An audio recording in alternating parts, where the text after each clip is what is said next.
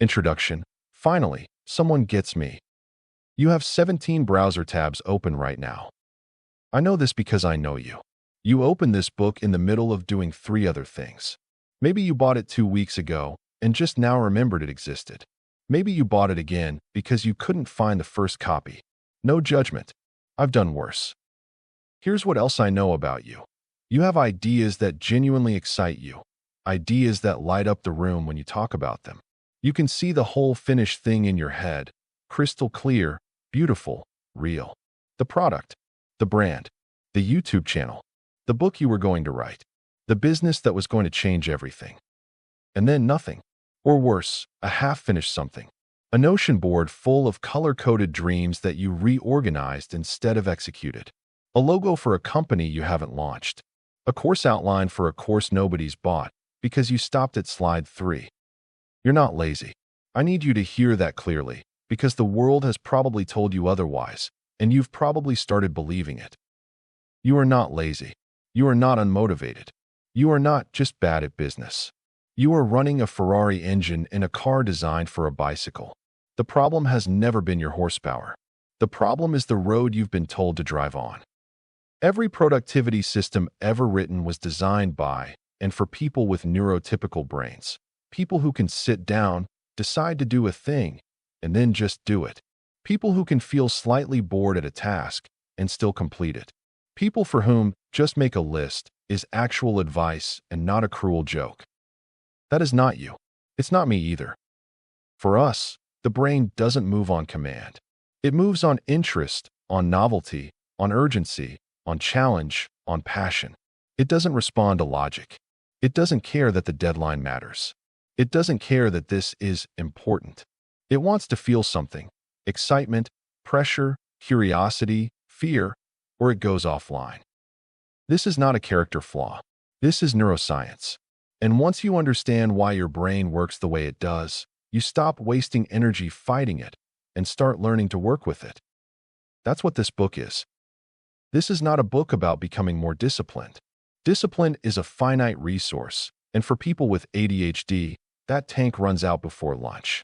This is a book about building environments, systems, and strategies that are specifically designed for the way your brain is actually wired. Not the way you wish it was. Not the way your accountant friend's brain works. Yours. I'm going to be honest with you in ways that most business books won't.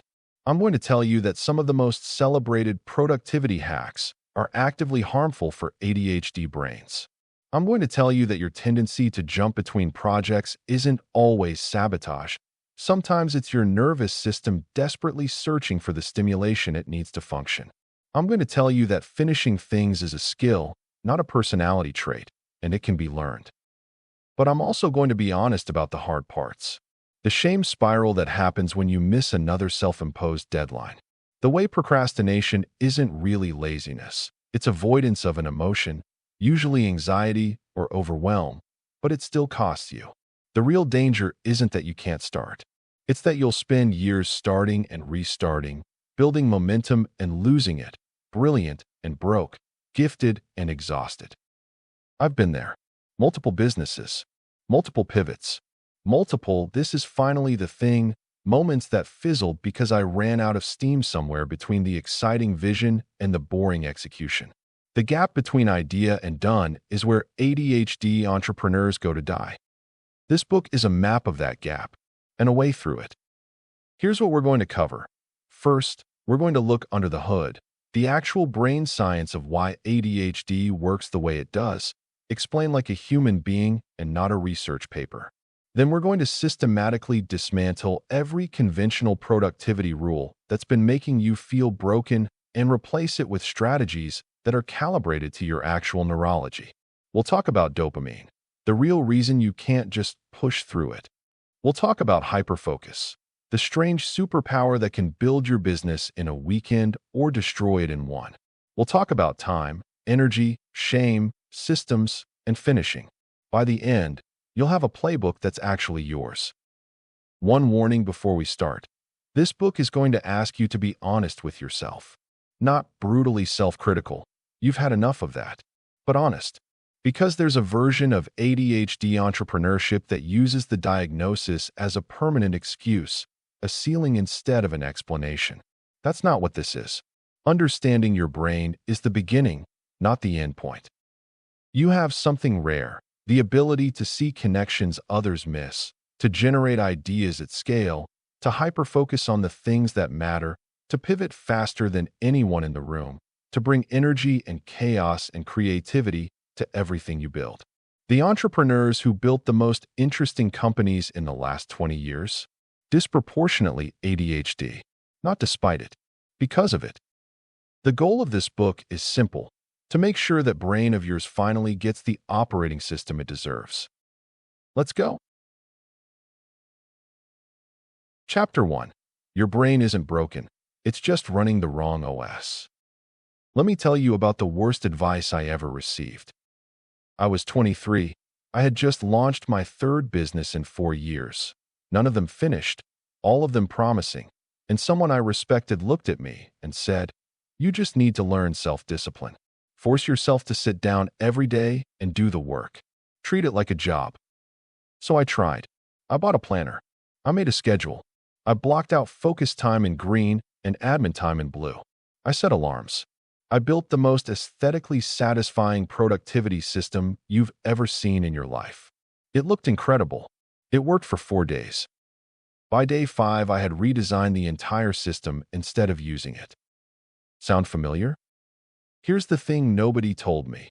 Nobody told most of us, until much later. Self-discipline, as neurotypical culture defines it, is a cognitive function that lives primarily in the prefrontal cortex. It's the part of your brain that handles planning, impulse control, sustained attention, and time management. And in ADHD brains, that region is structurally and functionally different. It's not weaker. It's not damaged. It's not underdeveloped because you didn't try hard enough as a kid. It is wired differently, and it responds to an entirely different set of inputs. Telling someone with ADHD to just be more disciplined is like telling someone who's colorblind to look harder. The hardware doesn't process the signal the same way. What ADHD actually is. Let's do some science. I promise to make it worth your while. ADHD, Attention Deficit Hyperactivity Disorder, is one of the most misnamed things in medical history. You don't have a deficit of attention. You have dysregulation of attention. There's a massive difference. You can sit for 6 hours straight playing a video game, going deep on a design, watching every video ever made about a topic you discovered at 2 a.m. That is not a deficit. That is intense attention, selectively deployed. The real dysfunction is this. You can't easily direct your attention on command. You can't sustain it on things that don't provide enough neurological stimulation, and you can't easily pull it away from things that do. The throttle is stuck. The steering is sluggish. At the neurological level, this comes down largely to dopamine, the neurotransmitter most associated with motivation, reward, and the anticipation of reward. In ADHD brains, dopamine transmission works differently. The receptors are fewer or less sensitive, or the reuptake happens faster. The result is that your brain has a chronically higher threshold for what counts as worth doing. Think of it like this. A neurotypical person's brain might give a little dopamine hit for making progress on a spreadsheet, just enough to keep going. Your brain barely registers that. It needs something with more signal, more novelty, more stakes, more juice. This is why the boring parts of business, invoicing, follow-ups, consistency work, repeating what already worked, feel like cognitive torture. It's not that you're undisciplined. Your brain is literally not getting paid to do it. This same mechanism explains why people with ADHD can do extraordinary things under pressure. Tight deadlines, high stakes, last-minute crises. Suddenly the executive function shows up, because now there's enough dopamine in play. The urgency creates the neurochemical environment your brain needs to function. You're not a procrastinator who gets lucky sometimes. You're someone whose brain runs on a different fuel, and panic is currently the only gas station in town. The goal of this book is to find you more gas stations. The 3 modes of the ADHD brain. In my experience, and in the research, though they don't describe it quite this way, ADHD entrepreneurs tend to operate in three modes. Mode 1, scattered. Everything is interesting, nothing is getting done. You've started 4 new projects, you're genuinely excited, and you're building nothing. Mode 2, hyperfocused. You've locked onto one thing with the intensity of a laser. Hours disappear. You forget to eat. You produce extraordinary work. This mode is glorious and terrifying in equal measure. Mode 3, crashed. The stimulation ran out. The dopamine dropped. You're staring at a task you know matters and feeling completely, inexplicably empty. Not sad, not lazy, just offline. Like the Wi-Fi dropped, but nobody knows why. Most productivity advice is written for people who don't experience Mode 3 at all. And when they acknowledge Mode 1, they prescribe focus as the solution, as if you hadn't already tried that. The missing piece in almost every conventional productivity book is an honest accounting of what it actually takes to move between these modes deliberately and what it costs when you can't. The executive function gap. Executive function is the umbrella term for the set of cognitive skills managed by your prefrontal cortex: planning, prioritizing, starting tasks, sustaining effort, managing time, regulating emotions, and using working memory. In ADHD, executive function is the primary site of disruption. And here's the part that trips entrepreneurs up most. Executive function failures look like character failures. When you forget the deadline, that's a working memory issue, not irresponsibility. When you can't start the project even though you care about it, that's task initiation dysfunction, not laziness. When you blow up at a minor setback, that's emotional dysregulation, a core ADHD symptom that barely gets discussed. When you make the same organizational mistake for the 14th time despite genuinely trying to change, that's not stupidity, that's a systems problem. Understanding this distinction is not about escaping accountability. You still have to build the business. You still have to meet the obligations. But you can't fix a hardware problem with software solutions. You need different strategies, ones that work around the executive function gaps rather than depending on them. Why entrepreneurs are disproportionately ADHD. Here's something nobody tells you when you're sitting in school being told you have a problem. ADHD traits are uniquely well-suited to entrepreneurship. The hyperfocus that makes homework torture makes obsessive product development possible. The novelty seeking that makes routine jobs unbearable makes pivoting fast, and spotting new markets a natural instinct. The risk tolerance that makes steady employment feel suffocating makes launching something new before you're ready feel completely normal. The ability to hold multiple chaotic threads in your head simultaneously, the thing that makes project management hard, is the same thing that lets you see the whole ecosystem of a business idea in one shot. Research consistently shows ADHD at higher rates among entrepreneurs than the general population. One study found that entrepreneurs are 300% more likely to have ADHD than non-entrepreneurs. This isn't because people with ADHD can't succeed in corporate environments, though that's often true. It's because entrepreneurship is one of the few structures that actually rewards the ADHD profile when channeled correctly. The keywords are when channeled correctly. Because here's the other side of that coin. Without the right systems, ADHD entrepreneurship looks like this: brilliant ideas, chaotic execution, inconsistent output, burning out every 6 months, leaving a trail of half-built businesses and broken promises to yourself. High ceiling, volatile floor. Explosive upside, chronic leakage. The successful ADHD entrepreneurs aren't the ones who managed to overcome their ADHD. They're the ones who figured out how to build structures around it. Teams, systems, environments, workflows that handle the executive function demands they can't reliably provide themselves, and that leave them free to do the things they're genuinely extraordinary at. That is what we're building together in this book. A new lens. I want to give you a reframe before we go any further. Not a toxic positive, your ADHD is a gift reframe. A practical one. Stop thinking of your ADHD as a volume problem, too much energy, not enough focus, and start thinking of it as a calibration problem. Your brain is not broken. It's calibrated for a different environment, one with higher novelty, higher stakes, more immediate feedback, more autonomy, and less tolerance for bureaucratic nonsense. Sound like entrepreneurship? Yes, exactly like entrepreneurship. Your job from here on out is not to fix yourself. It's to build the conditions where your brain performs at its best and minimize the conditions where it falls apart. Simple. Not easy, but simple. We'll start with the biggest trap most ADHD entrepreneurs fall into: the dopamine loop that makes you addicted to starting things and allergic to finishing them. It's more insidious than you think, and it's probably the reason you have 17 projects in progress and 0 in the done column. Here's the uncomfortable truth I've been sitting on since we started. The reason you can't finish things isn't what you think it is. It's not lack of commitment. It's not fear of failure. It's something more specific, more neurological, and, once you see it, so obvious you're going to feel slightly stupid for not catching it sooner. Your brain is literally getting a bigger reward from starting than from finishing, and it's been playing you for years.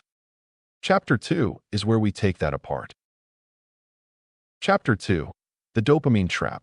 Why you start everything and finish nothing. Let me describe your last 6 months. You had an idea.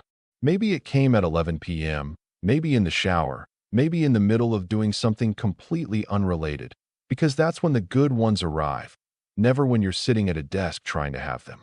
The idea was good. You could feel it. You opened a new doc or a new Notion page, or grabbed the nearest napkin, and you started mapping it out. The energy was real. The excitement was physical. You couldn't sleep. For the next few days, maybe a week, maybe 2 if you're disciplined, you were on it. Research, planning, designing, talking about it to anyone who'd listen. You made the logo before you made the product. You named the Instagram account. You built the whole thing in your head, and it was beautiful. Then something shifted. The initial rush faded. The next steps were less exciting, more technical, more repetitive, more about execution than ideation. You hit a wall that didn't feel like a wall. It just felt like mild, unexplainable resistance. You told yourself you'd get back to it tomorrow. And then a new idea showed up. And the cycle started again. If you've lived this loop, and you have, that's why you're reading this. I need you to understand something important. This is not a discipline problem. This is not a commitment problem. This is not evidence that you're fundamentally incapable of building something. It is a dopamine problem. Specifically, it's the result of how dopamine functions in the ADHD brain during the life cycle of a project. And once you understand the mechanics, you can stop blaming yourself and start designing around it. The neurochemistry of starting something new. Dopamine is the most misunderstood chemical in popular culture. People call it the pleasure chemical, but that's not quite right. Dopamine is less about pleasure and more about anticipation of reward. It's the neurochemical that fires when you expect something good is coming, not necessarily when it arrives. This is why the idea phase feels so electric. Your brain is flooding with dopamine not because you've built anything, but because you might. The potential is enormous. The downside is theoretical. The vision is perfect because it hasn't met reality yet. Your brain is essentially getting high on possibility. Neuroscientist Jake Panksepp called this the seeking system, a primary emotional circuit that drives exploration, curiosity, and the pursuit of goals. It's one of the most powerful motivational forces in the mammalian brain. And in people with ADHD, this system is particularly reactive. The novelty spike is bigger. The dopamine hit from a new idea is stronger than in neurotypical brains. Here's the problem. That hit is also shorter. The moment a project moves from exciting new idea to thing I now have to execute consistently, the dopamine drops. The seeking system gets bored. The novelty is gone. What's left is effort without immediate reward. Exactly the environment where the ADHD brain performs worst. And right on cue, a new idea appears. And the seeking system lights back up. And your brain, being a rational optimizer for its own neurochemical state, follows the dopamine. You're not flaky. You're being chemically incentivized to abandon things. The starting reward versus the finishing reward. There's a specific asymmetry at play here that I want to make concrete, because once you see it, you can't unsee it. Starting a project delivers dopamine immediately. The idea is fresh. Every decision is interesting because it's new. The outcome is still perfect in your imagination. The feedback loop is tight. You think something, you put it on paper, it looks good, you feel good, repeat. Finishing a project delivers dopamine eventually, and only if you're wired to feel the reward of completion strongly enough to override the discomfort of the grind. Many people are. ADHD brains, structurally, are less sensitive to delayed rewards. This is documented, measurable, and not your fault. When the reward is far away and uncertain, and the path to it runs through repetitive, unstimulating work, your brain's calculus is brutally simple. This isn't worth it. Go find something better. The result is a peculiar kind of entrepreneurial purgatory. You become excellent at phase 1 of every business and terrible at every phase after. Your ideas are genuinely good, maybe great. Your initial energy is real. But the finish line stays permanently out of reach, not because you can't run, but because your brain stops believing the race is worth finishing right around the moment it gets hard. And every abandoned project adds weight, because there's a secondary loop that kicks in after the dopamine drop, the shame loop. We'll go deep on that in Chapter 7. For now, just know it exists and it makes everything worse. The 3 dopamine drains that kill ADHD projects. Through a combination of personal catastrophe and obsessive research, I've identified 3 specific points in a project's life cycle where ADHD brains are most likely to bail. These aren't random. They're predictable. And predictable means preventable. Drain number 1.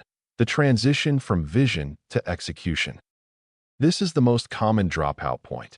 The idea is fully formed in your head. Now you have to actually build it. The first few steps are usually fine. Setup, initial creation, the honeymoon phase of the project. But the moment it becomes a process rather than an event, the dopamine curve starts declining. The task shifts from exciting creative challenge to sustained effort with uncertain outcomes. For most ADHD entrepreneurs, this transition happens somewhere between day 3 and week 3, and it's where the majority of projects die. The fix isn't willpower. It's reinjection of novelty and stakes at regular intervals. We'll get tactical on this in Chapter 8. For now, flag this transition point in your own history. Think about the last 3 things you didn't finish. I'd bet the farm they died right here. Drain number 2, the competence plateau. This one's sneakier. You've made it past the initial execution phase. You're building something real. You're getting better at it. And then you hit the plateau, the phase where you're good enough that it's not a challenge anymore, but not so good that it's self-sustaining. You're stuck in the intermediate zone, grinding out repetitive work, improving slowly, getting less novelty per unit of effort. This is where ADHD entrepreneurs often manufacture a crisis. They'll blow up what's working to create new problems to solve, because new problems are neurologically interesting and plateau maintenance is not. I've watched people do this to successful businesses. I've done it myself. It's not sabotage in the classic sense. It's the brain desperately seeking stimulation in the only way it knows how. Understanding this means you can build novelty into the plateau rather than waiting for your brain to generate chaos to break out of it. Drain number 3, the last 20%. The cruelest one. You're almost done. The project is 80% complete. To any outside observer, you should be able to sprint to the finish. For the ADHD brain, this is often the hardest stretch of all. Why? Because the last 20% of most projects is the boring 20%. It's the final edits, the admin work, the unsexy technical details, the stuff that isn't creative anymore. It's just closure. Your brain, remember, is lousy at registering the reward of completion in advance. So the last stretch looks like all the remaining grind, with a payoff I can't feel yet. The ROI looks terrible from inside an ADHD nervous system. This is why you have courses that are 80% recorded, books that need one more chapter, products that are basically ready but never launched. The 80% problem is an epidemic among ADHD creators. The solution is specific and counterintuitive, and we'll cover it in Chapter 9. The novelty trap. There's a meta version of all this that's worth naming directly: the novelty trap. For ADHD brains, novelty isn't just pleasant, it's functionally necessary. New stimuli trigger dopamine release in a way that familiar stimuli don't. This means that as an ADHD entrepreneur, you have a genuine neurological pull toward new projects, new ideas, new tools, new strategies. It feels like creativity and curiosity, and it often is. But it can also be your brain running its standard subroutine: find new dopamine, avoid low-stimulation work. The trap looks like this. You're 3 months into building something real, and a new opportunity shows up. Your brain lights up. Compared to the plateau you're currently grinding through, the new thing feels alive. You tell yourself it's strategic. You're pivoting, adapting, following the market. Maybe you are, but maybe you're just dopamine seeking. The question to ask yourself honestly: am I moving towards something genuinely better, or am I moving away from something that stopped feeling exciting? Those are different decisions with radically different consequences. One is entrepreneurial agility. The other is a very expensive hobby. Breaking the loop, the ADHD project survival system. Okay, enough diagnosis. Let's get practical. The dopamine trap is real, but it's not a life sentence. The goal isn't to somehow stop needing dopamine. You'll lose that fight every time. The goal is to redesign your projects and workflows so they deliver enough neurological stimulation at the right moments to carry you through the dry stretches. Here are the 3 core mechanisms that work. 1. Artificial novelty injection. Build deliberate novelty into your project timeline before you need it. This means scheduled changes of format, environment, collaborator, or approach. You don't change what you're building. You change how you're engaging with it. Write the next chapter in a different location. Redesign the workflow. Bring in someone new to bounce ideas with. Add a creative constraint. The goal is to give your brain a fresh angle on familiar material. It sounds cosmetic, but the neurological impact is real. 2. Milestone compression. Most project plans have milestones too far apart for ADHD brains. Launch in 3 months. Gives your brain nothing to respond to today. Compress your feedback loops aggressively. Instead of one launch date, build 30 small checkpoints where something finishes, ships, or gets evaluated. Each small completion is a dopamine hit. Each external response, a comment, a sale, a piece of feedback, is a stimulus injection. Design your project timeline to feel like a series of short games, not one long slog. 3. Accountability architecture. The most reliable ADHD productivity tool isn't an app. It's another human being who expects something from you on a specific date. Urgency, which you already know creates the neurochemical environment where you function best, can be manufactured. A deadline you set for yourself is easy to move.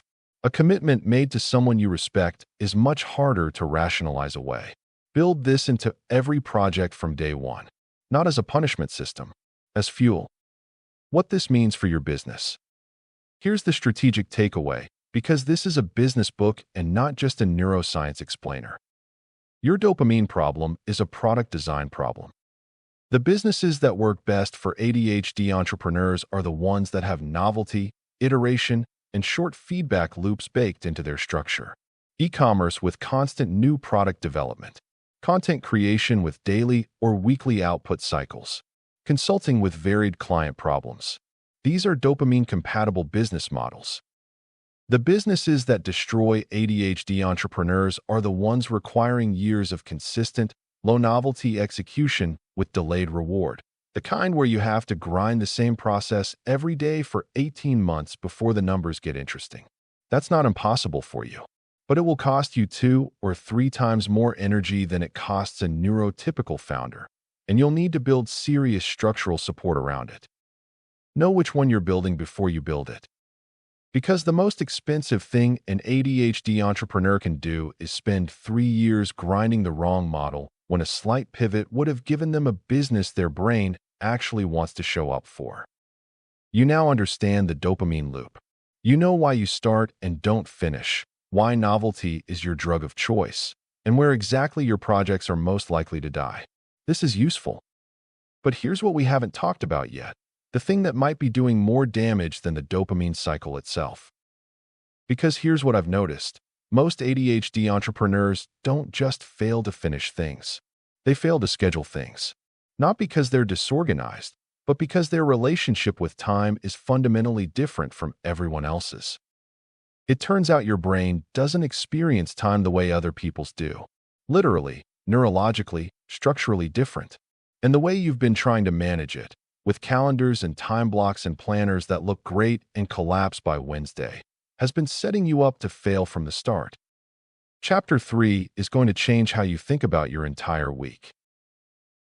Chapter 3, the chaos calendar, scheduling like your brain actually works. I want you to think about the last time you made a beautiful schedule. You blocked everything out. Color-coded, maybe. Deep work in the morning, admin in the afternoon, creative time carved out like sacred space. You looked at it and felt that specific, intoxicating feeling of having your life together. Clean. Organized. Finally. And then Tuesday happened. One thing ran long. You got pulled into something unexpected. You missed the first block, which made the second block feel pointless, which made the third block feel like a punishment for failing the first two. By Thursday, the whole architecture had collapsed, and you were doing everything reactively, slightly ashamed, telling yourself you'd restart Monday. The Monday reset. The ADHD entrepreneur's most expensive ritual. Here's the brutal truth nobody in the productivity space wants to say out loud. Conventional time management was not designed for your brain. The entire framework, schedule fixed blocks, stick to them, move linearly through the day, assumes a brain that can transition between tasks on command, sustain attention across arbitrary time boundaries, and experience time as a relatively consistent, measurable thing. Your brain does none of these reliably.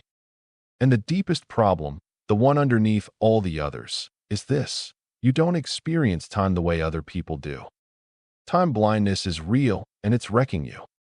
Dr. Russell Barkley, one of the leading researchers on ADHD, has argued for years that ADHD is fundamentally a disorder of time, not just attention. People with ADHD experience what he calls time blindness, a reduced ability to sense the passage of time, anticipate future events with emotional reality, and connect present actions to future consequences. This isn't metaphorical. It's structural. The ADHD brain has reduced activity in the networks responsible for perspective memory, the ability to remember to do things in the future, and for temporal discounting, which is basically how vividly you feel the future while standing in the present. For neurotypical people, 2 hours from now is a real, felt thing. They can sense it approaching. They adjust. For ADHD brains, there are often only 2 times, now and not now. Everything not immediately in front of you exists in a kind of temporal fog. Deadlines that are 2 weeks away feel essentially infinite until suddenly they're tomorrow and you're in crisis mode. This explains so much. The chronic lateness that isn't about disrespect. The missed deadlines that aren't about laziness. The inability to start tasks on time when nothing external is creating urgency. The way you can look up from work and discover 3 hours vanished without warning. The way 10 minutes on something interesting and 10 minutes on something boring feel completely different in duration, because subjectively, they are. Knowing this doesn't make the time blindness go away, but it completely changes how you should be building your schedule. Why time blocking fails ADHD brains. Time blocking is the gold standard of productivity advice right now. It works beautifully for a lot of people. For ADHD brains, it fails in predictable ways. The transition problem. Time blocking assumes you can stop one thing and start another because the clock says so. ADHD brains are notoriously bad at voluntary task switching. You're either hyper-focused and genuinely can't disengage, or you're in low stimulation mode, and the friction of starting the next block feels enormous. The hard stop at the end of a block, the thing that makes time blocking functional, is exactly the executive function task that ADHD makes difficult. The rigidity problem. Fixed schedules have no tolerance for the natural variability of ADHD energy and focus. Some days you wake up hyper-focused and could build an entire product by noon. Some days your brain is genuinely offline, and pushing through structured blocks produces garbage work and costs you twice the energy. A rigid schedule treats both days identically, which means it's wrong roughly half the time. The cascade failure problem. In a tightly scheduled day, one missed block creates guilt and disrupts the rest of the day's structure. For ADHD brains already prone to shame spirals, one missed block can psychologically tank the entire day. The schedule doesn't fail gradually. It fails catastrophically, all at once, the moment the first crack appears. The planning illusion. ADHD brains often get a dopamine hit from making the schedule comparable to actually doing the work. The color coding, the organization, the satisfying visual structure. This is real stimulation, which means the schedule often scratches the productivity itch without producing actual productivity. You feel like you've done something because you've built something. You haven't. A different way to think about your week. Instead of thinking about your week as a grid of time to fill, think about it as a set of energy states to navigate. Most ADHD entrepreneurs, if they're honest with themselves, have recognizable energy patterns. Not perfectly predictable, but roughly consistent. There are windows where focus comes more easily, usually tied to specific times of day, specific environments, specific conditions. There are windows where the brain is good for lower cognitive tasks, but not deep work. And there are windows where you're essentially offline, and the best use of that time is rest, not grinding. The goal of the chaos calendar isn't to schedule every hour. It's to identify your energy patterns and align your highest leverage work with your best states, and stop scheduling important work in states where your brain can't actually deliver it. This requires honesty. Most ADHD entrepreneurs try to schedule deep creative work at 9 a.m. because that's when productive people work, but their brain doesn't actually come online until noon. They then spend the morning struggling, feeling like failures, and burning energy they needed for the afternoon. Energy management and self-knowledge beat time management every time. The 3 energy zones. Here's a simple framework. Track your own version of this for a week before you commit to any schedule. Zone 1. High stimulation focus.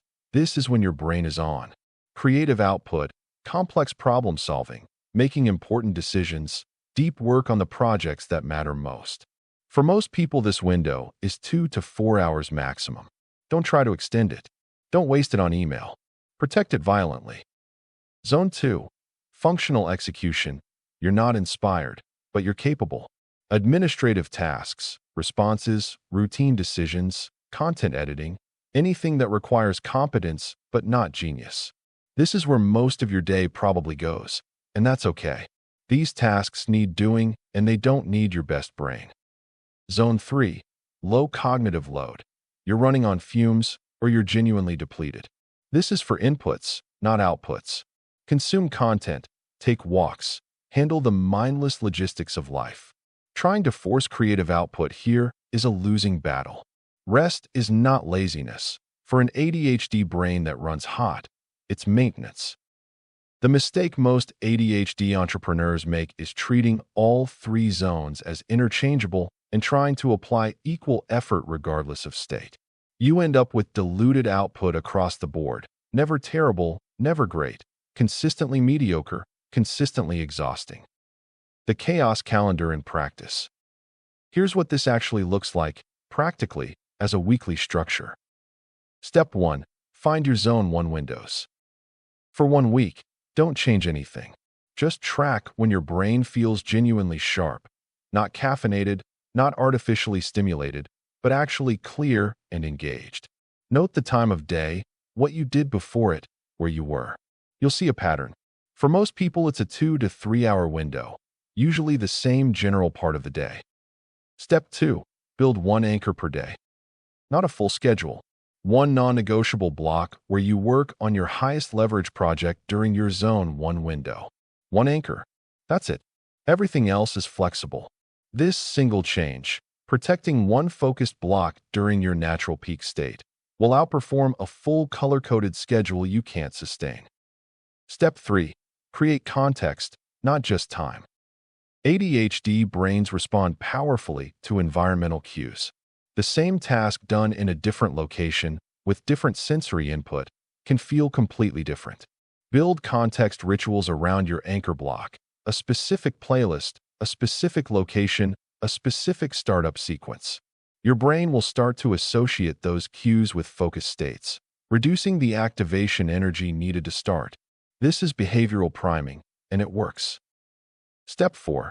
Use time pressure deliberately. Remember, urgency creates the neurochemical environment where your brain performs. Build artificial time pressure into your sessions. The Pomodoro technique, 25 minutes of work, 5-minute break, works reasonably well for ADHD not because of the work interval, but because of the deadline. 25 minutes from now, something ends. Your brain can respond to that. An open-ended, work until it's done session cannot compete. Experiment with interval lengths. Some ADHD brains do better with 15-minute sprints. Some can sustain 45. Find your number and build around it. Step 5. Schedule the transition, not just the task. One of the biggest sources of schedule collapse for ADHD brains is the gap between tasks. The unstructured 2 minutes where you meant to move to the next thing and instead opened Twitter and lost 45 minutes. Schedule transitions explicitly. What are you doing for the 5 minutes between your anchor block and your next task? Define it. Make it a ritual. Don't leave a gap. The weekly reset that actually works. Most productivity systems include a weekly review. For ADHD entrepreneurs, the weekly review fails because it becomes either a shameful audit of everything you didn't do, or it takes 3 hours and requires the kind of sustained administrative focus that's incredibly difficult to summon. Here's a leaner version. 3 questions, once a week, maximum 20 minutes. 1. What was the one thing I did this week that actually moved the needle? One thing, not a list. Your brain needs to identify and reinforce the high-leverage behavior, so it knows to repeat it. 2. What consumed the most time and delivered the least? One thing, identify the main time drain, not to punish yourself, to make a structural change. Can it be eliminated, automated, delegated, or compressed? 3. What's the one anchor I'm committing to for next week? One project, one zone, one window per day, one outcome I'm aiming for. That's the plan. Everything else is flexible. Simple enough to actually do. Useful enough to actually matter. The deeper shift. Here's what I want you to take away from this chapter beyond the tactics. The conventional productivity framework was built on the assumption that time is the primary resource to manage. For ADHD entrepreneurs, time is actually the least manageable resource. You're fighting neurological time blindness. You can't reliably force transitions, and a rigid schedule built around clock watching is guaranteed to create shame and collapse. The real resources to manage are energy, stimulation, and environment. When you get those right, time takes care of itself. You stop trying to force output during your worst states and stop wasting your best states on low-leverage work. You stop redesigning the schedule and start actually using it because it's built around how you actually function, not how you wish you did. This is the shift from managing your ADHD to designing around it, from fighting your brain to building with it. There's one more piece we haven't addressed yet, though, and it might be the most misunderstood productivity concept for ADHD entrepreneurs specifically. Everyone tells you to pick one thing. Focus on one business, one project, one goal. Be a specialist. Go deep. Stop spreading yourself thin. It's the loudest advice in the entrepreneurship space, and it's been making you feel broken for years because you genuinely cannot function that way, and no amount of motivational pressure has changed it. Here's the thing. They might be wrong. Not about focus. Focus matters. But about how focus works for a brain like yours. Because the one thing model assumes a type of sustained single-threaded attention that ADHD brains don't just struggle with. They're structurally incompatible with it for extended periods. Chapter 4 is about what actually works instead. And it's going to make a lot of your past scattered behavior look a lot less like a problem. Chapter 4.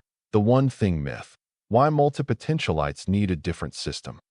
Somewhere along the way, the entrepreneurship world decided that focus meant monogamy. One business, one niche, one product, one audience. Pick your lane and stay in it. The most successful people you admire, you're told, all did one thing obsessively until it worked. Elon Musk is somehow the exception that proves the rule, and even then someone will tell you he's really just focused on one mission across multiple vehicles. The message is relentless. Scattered equals amateur, focused equals successful. And if you have ADHD and genuinely interesting ideas across multiple domains, this message has probably made you feel like a fundamentally broken entrepreneur for years. You've tried to go narrow. You've committed to the one thing. You white-knuckled your way through 30, 60, 90 days of single-threaded focus, and it felt like slowly suffocating. And eventually your brain mutinied and dragged you sideways into something new. So you concluded the problem was you. Lack of discipline, lack of commitment, not serious enough. I want to offer a different hypothesis. The problem was the advice. The One Thing model and who it actually works for. Gary Keller's The One Thing is a genuinely useful book. Cal Newport's Deep Work philosophy is genuinely useful. None of this advice is wrong in absolute terms. But there's an implicit assumption baked into all of it that almost nobody examines. That sustained single-threaded focus is neurologically accessible to the person being advised. For a large portion of entrepreneurship and creative work, it is. For ADHD brains, it frequently isn't. Not because of weakness, but because of how the dopamine and attention systems actually function. Your brain requires novelty to maintain engagement. Not occasionally, structurally, as a baseline requirement. Trying to force it into permanent single-focus mode is like trying to run a video editing program on a machine that overheats after 20 minutes of heavy load. The machine isn't broken. It needs a different workflow. Here's what the research actually says. People with ADHD often perform better across multiple related projects than on a single sustained one, particularly during the middle phases of a project, which is exactly where ADHD attention is weakest. Switching between projects provides the novelty injection that keeps dopamine levels functional. The multi-project entrepreneur isn't scattered. They're self-medicating with variety. The question isn't whether to work on multiple things. The question is whether those multiple things are strategically connected or genuinely random. That distinction is everything. Scattered versus plural, the critical difference. There are two types of multi-project ADHD entrepreneurs, and they produce wildly different outcomes. Type 1, the scattered entrepreneur, has 12 projects with no relationship to each other. Each new project consumes setup energy and builds zero compounding value. Skills don't transfer. Audiences don't overlap. Each thing you build exists in isolation. When you abandon it, and you will, at some point, you lose everything invested because nothing was connected to anything else. You're not building a business. You're collecting starts. Type 2, the plural entrepreneur, has 3 to 5 projects that are genuinely connected, same audience, same skill set, same brand ecosystem, or same underlying theme. Switching between them provides novelty without destroying momentum. Each project feeds the others. The YouTube channel builds the audience for the book. The book drives traffic to the course. The course generates testimonials that improve the Etsy listings. The design skills from Etsy inform the visual identity of the channel. You're not scattered. You're ecosystemic. Same number of projects. Completely different outcome. The difference is architecture. If you're honest with yourself right now, which type are you currently running? And if you're type 1, the solution isn't to collapse everything into one thing. It's to find the connective thread that makes your projects plural rather than scattered. Finding your connective thread. The connective thread is the underlying theme that links your best work across all your projects. It's not always obvious. ADHD entrepreneurs often have it, but haven't articulated it because the connection is intuitive rather than strategic. Here's how to find it. Take the last 5 projects you've been genuinely excited about, not the ones you thought you should do, the ones that actually lit you up. Write them down. Now ask 3 questions about all of them. Who is the audience? Is there an overlapping person, a demographic, a psychographic, a specific type of human that shows up across most of these? If yes, that's your connective thread. You're not building separate businesses. You're building one brand for one person through multiple expressions. What's the underlying skill? Strip away the surface format. What are you actually good at that makes each of these work? Design? Storytelling? Identifying niche audiences? Synthesizing complex information into accessible forms? That skill is portable and compounding. Every project you do in that skill makes you better at it. Scattered projects in unrelated skill domains don't compound. Projects in your core skill domain do. What problem are you circling? Sometimes the connective thread isn't audience or skill, it's obsession. There's a specific human problem you keep returning to from different angles. That recurring problem is usually where your best work lies, because your interest in it is genuine and sustainable in a way that manufactured niches never are. When you find the thread, your multi-project lifestyle stops being a liability and starts being a genuine competitive advantage. You're building an ecosystem. Every project makes every other project stronger. The portfolio model. Here's a practical framework for running multiple projects without losing your mind or your momentum. I call it the portfolio model, and it's built on one core insight. Not all projects should get equal energy at the same time. Think of your projects the way an investor thinks about a portfolio. Different assets, different risk profiles, different time horizons, different levels of active management required. Active project. One at a time, this is the project getting your zone 1 focus right now. Your highest leverage, most important work. Everything else exists to support it or runs on autopilot while it's active. You give this your anchor blocks. You make meaningful progress on it every week. This is your lead horse. Maintenance projects. 2 to 3, these are live projects that are generating output, revenue, or momentum, but don't require your creative peak right now. They run on systems, routines, and scheduled lower energy time. You show up for them, but you don't drain your zone 1 on them. Incubating projects, unlimited ideas, concepts, early stage explorations. They live in a single trusted place, a folder, a Notion database, a notebook, and they get 0 active energy until something promotes them to active or maintenance. This is crucial. The incubation list is where new ideas go instead of your immediate attention. It honors the ADHD impulse to chase novelty without letting it hijack your current priorities. The magic of this system is what it does to the new idea problem. When the next exciting thing shows up, and it will, tonight, probably, you don't have to fight the urge to pursue it. You add it to the incubation list. You acknowledge it. You promise yourself you'll evaluate it at the next weekly reset. And most of the time, when you look at it 3 days later, it's either still interesting enough to eventually promote, or the initial dopamine has worn off, and you can see it clearly for what it was, a distraction dressed up as an opportunity. The rotation system. For the ADHD brain that genuinely cannot sustain one active project for months at a time, there's a variant, the rotation system.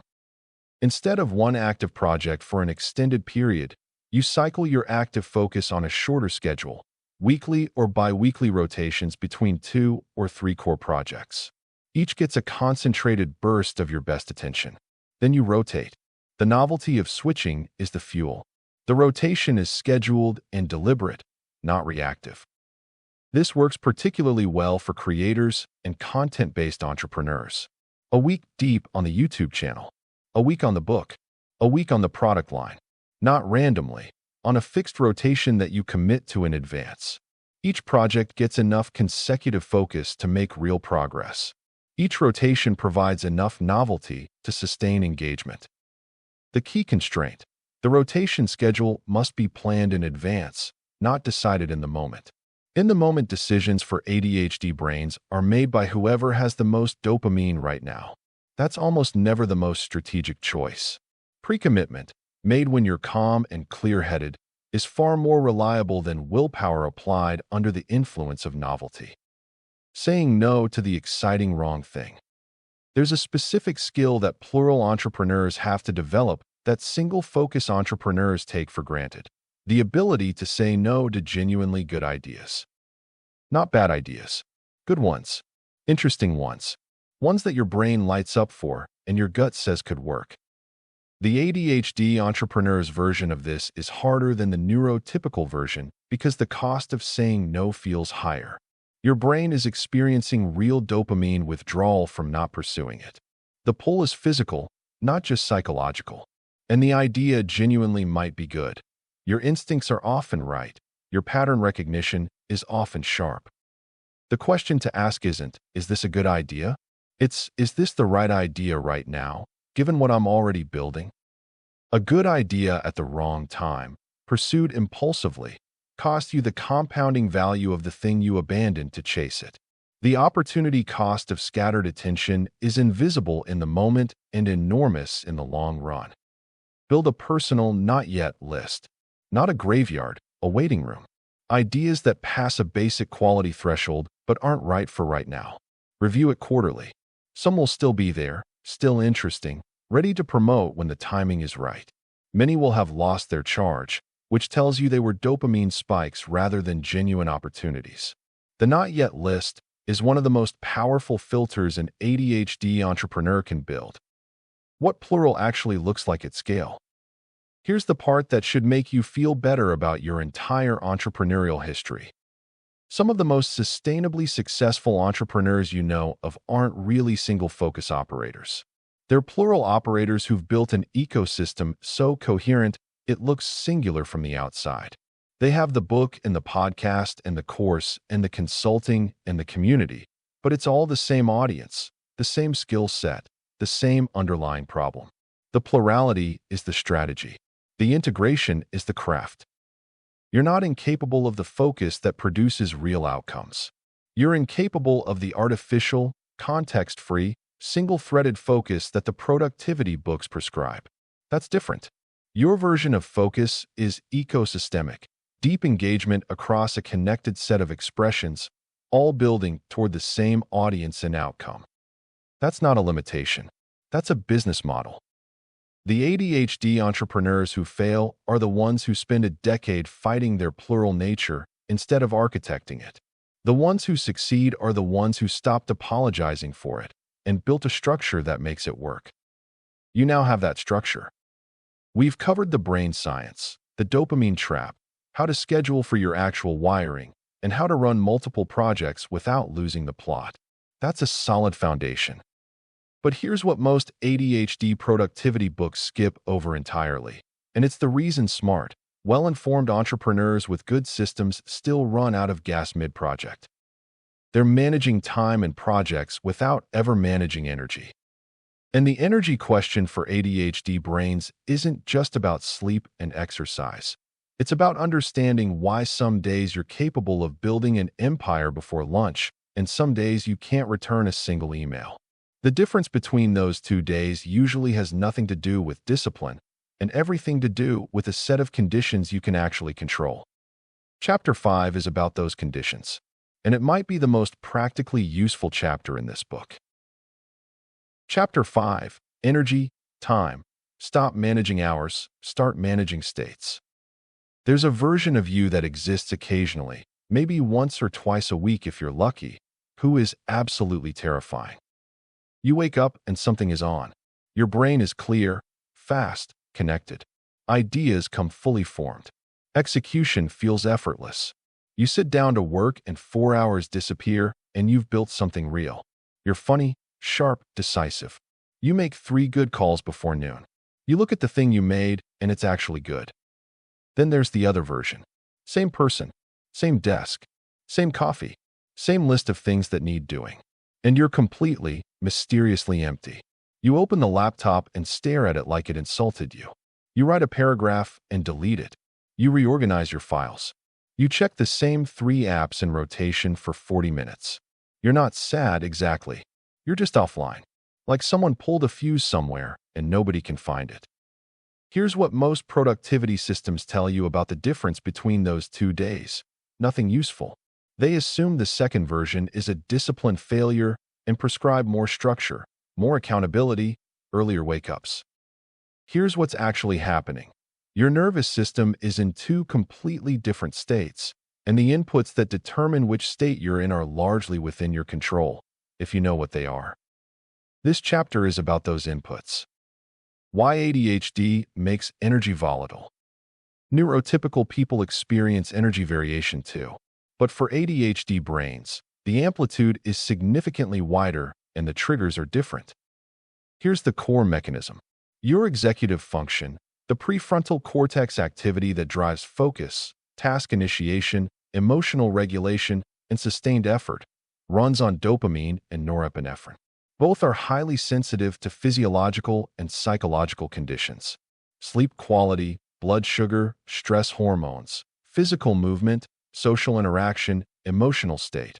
All of these directly affect neurotransmitter availability in ways that hit ADHD brains harder than neurotypical ones, because ADHD brains are already operating with a thinner margin of neurochemical buffer. This means a bad night's sleep that costs a neurotypical person 15% of their cognitive capacity might cost you 40%. A stressful morning interaction that a neurotypical person shakes off by 10 a.m. might tank your executive function until 2 p.m.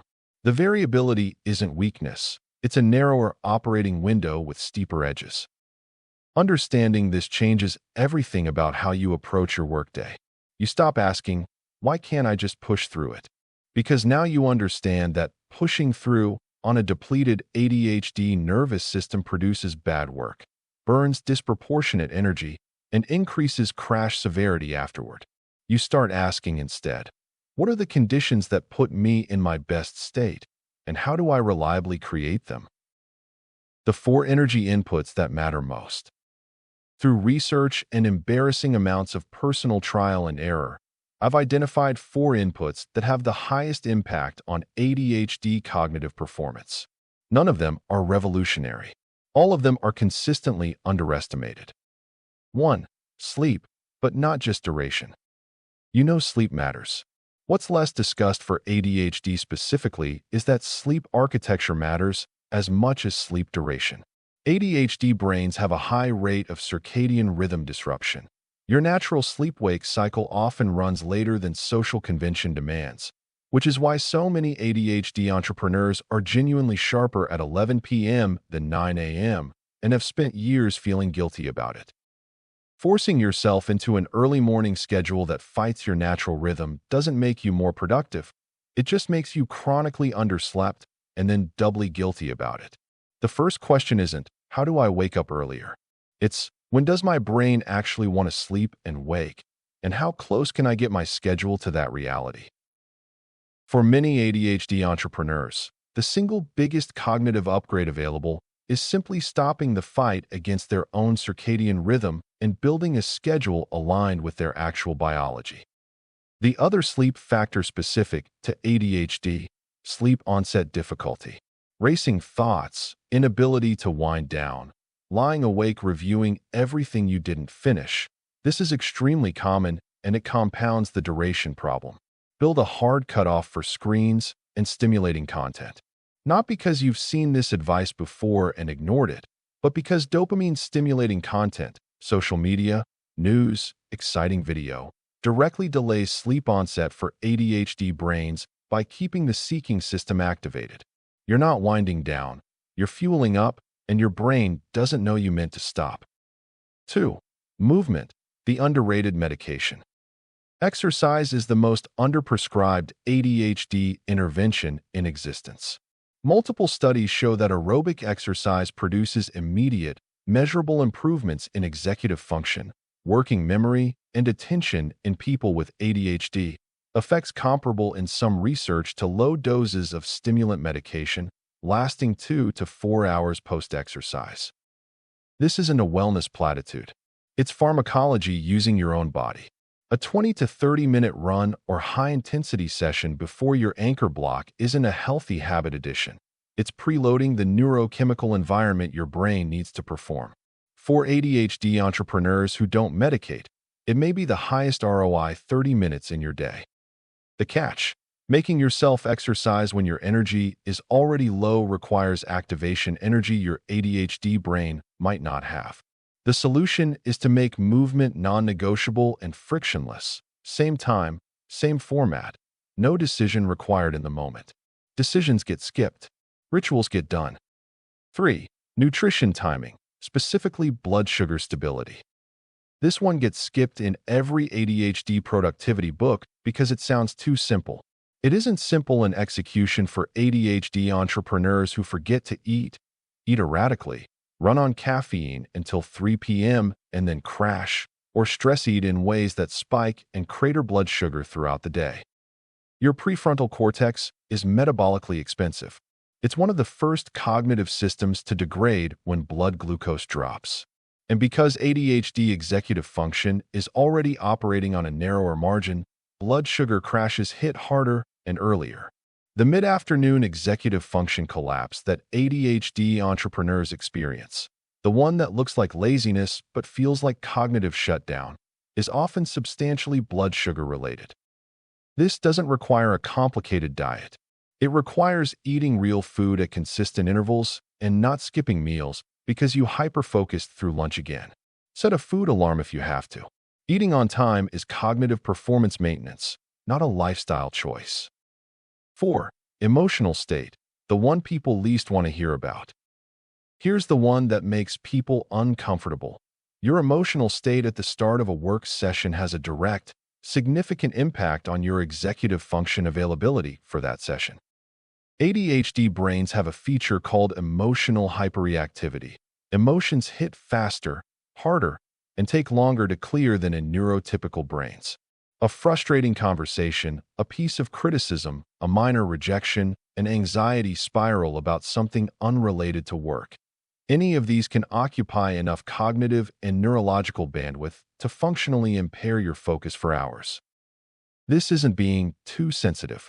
It's a documented feature of ADHD neurology tied to the same dopamine and norepinephrine systems that drive attention.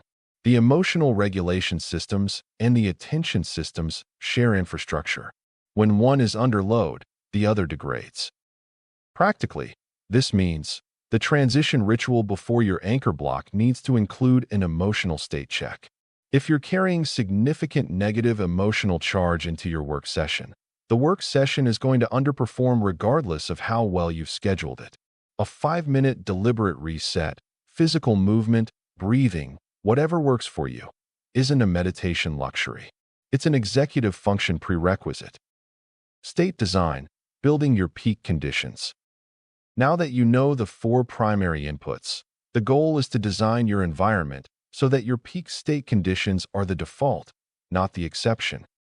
Here's a practical tool: the peak state audit. Think back to the last 3 times you had one of those extraordinary days where everything clicked and you produced real work. Write down what those days had in common. Not the work itself, the conditions. When did you wake up? What did you do before you started working? What did you eat? Where were you? What was your emotional state going in?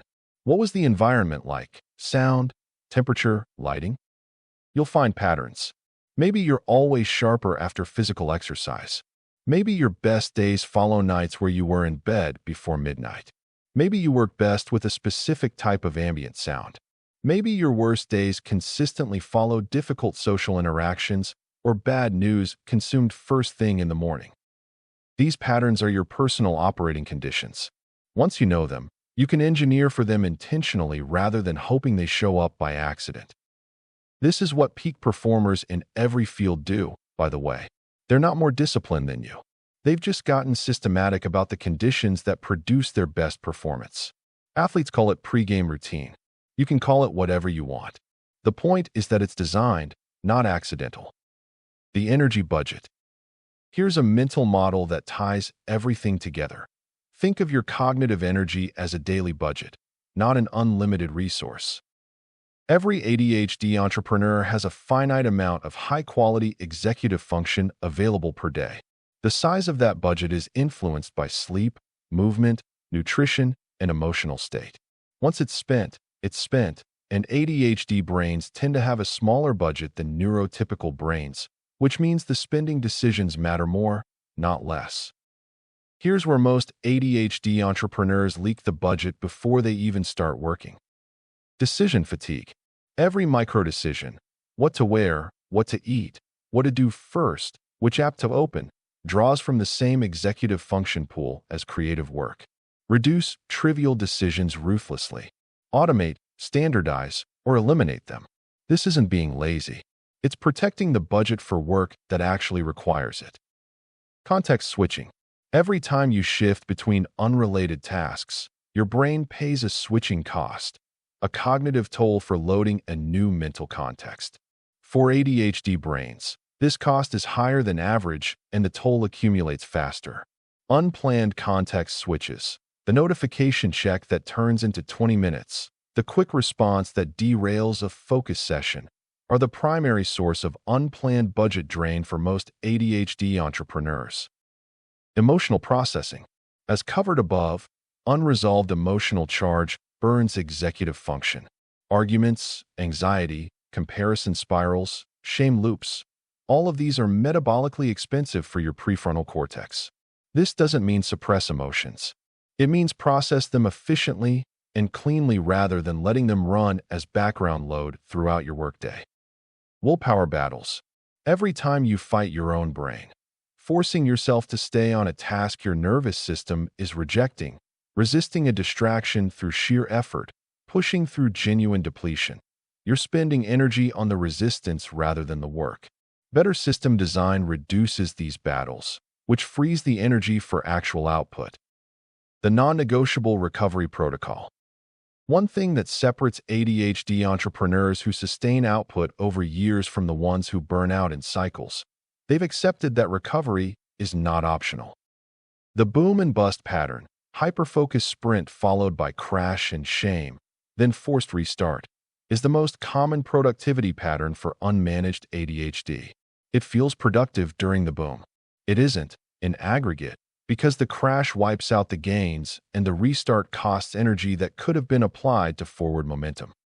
Sustainable output requires scheduled recovery, not reactive recovery after the crash, proactive recovery built into the structure before the crash arrives. What counts as recovery is individual. For some people, it's physical rest. For others, it's low-stimulation creative activity. For others, it's social recharging. The ADHD-specific caveat: passive screen consumption is rarely genuine recovery. It provides stimulation that prevents the nervous system from actually restoring. An hour of social media browsing will often leave you more depleted than an hour of physical rest, because your dopamine system spent the whole time being triggered without being satisfied. Real recovery restores. You know it worked because you feel better afterward, not just distracted. You now have a complete picture of the physiological and psychological architecture of ADHD performance. You understand the dopamine mechanics, the time blindness, the project structure, and the energy systems. That's the foundation. Here's where it gets uncomfortable. Because there's a layer underneath all of this that we've been carefully avoiding. A psychological pattern that's probably been running quietly in the background of your entire entrepreneurial life, sabotaging systems that should work and draining energy you thought you'd protected. It's the shame loop. And for most ADHD entrepreneurs, it's not a minor side effect of the condition. It's the central operating wound that everything else is built around. Chapter 6 is about hyperfocus, the superpower you need to understand before we go into the hard psychological work. But Chapter 7 is where we go into the dark. And if you've ever looked at your own history of abandoned projects, missed deadlines, and broken promises to yourself, and felt something worse than frustration, something closer to "I am fundamentally not capable of this," Chapter 7 was written specifically for you. But first, the superpower. Because you have one, and you're probably using it wrong. Chapter 6. Hyperfocus is your superpower until it eats your business. Let me tell you about the best and worst 48 hours of my entrepreneurial life. I had a product to launch. Deadline was Friday. It was Wednesday morning.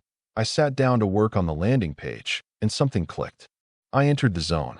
Not the mild, I'm pretty focused right now zone, the other one. The deep one. The one where time stops existing and your entire nervous system converges on a single point.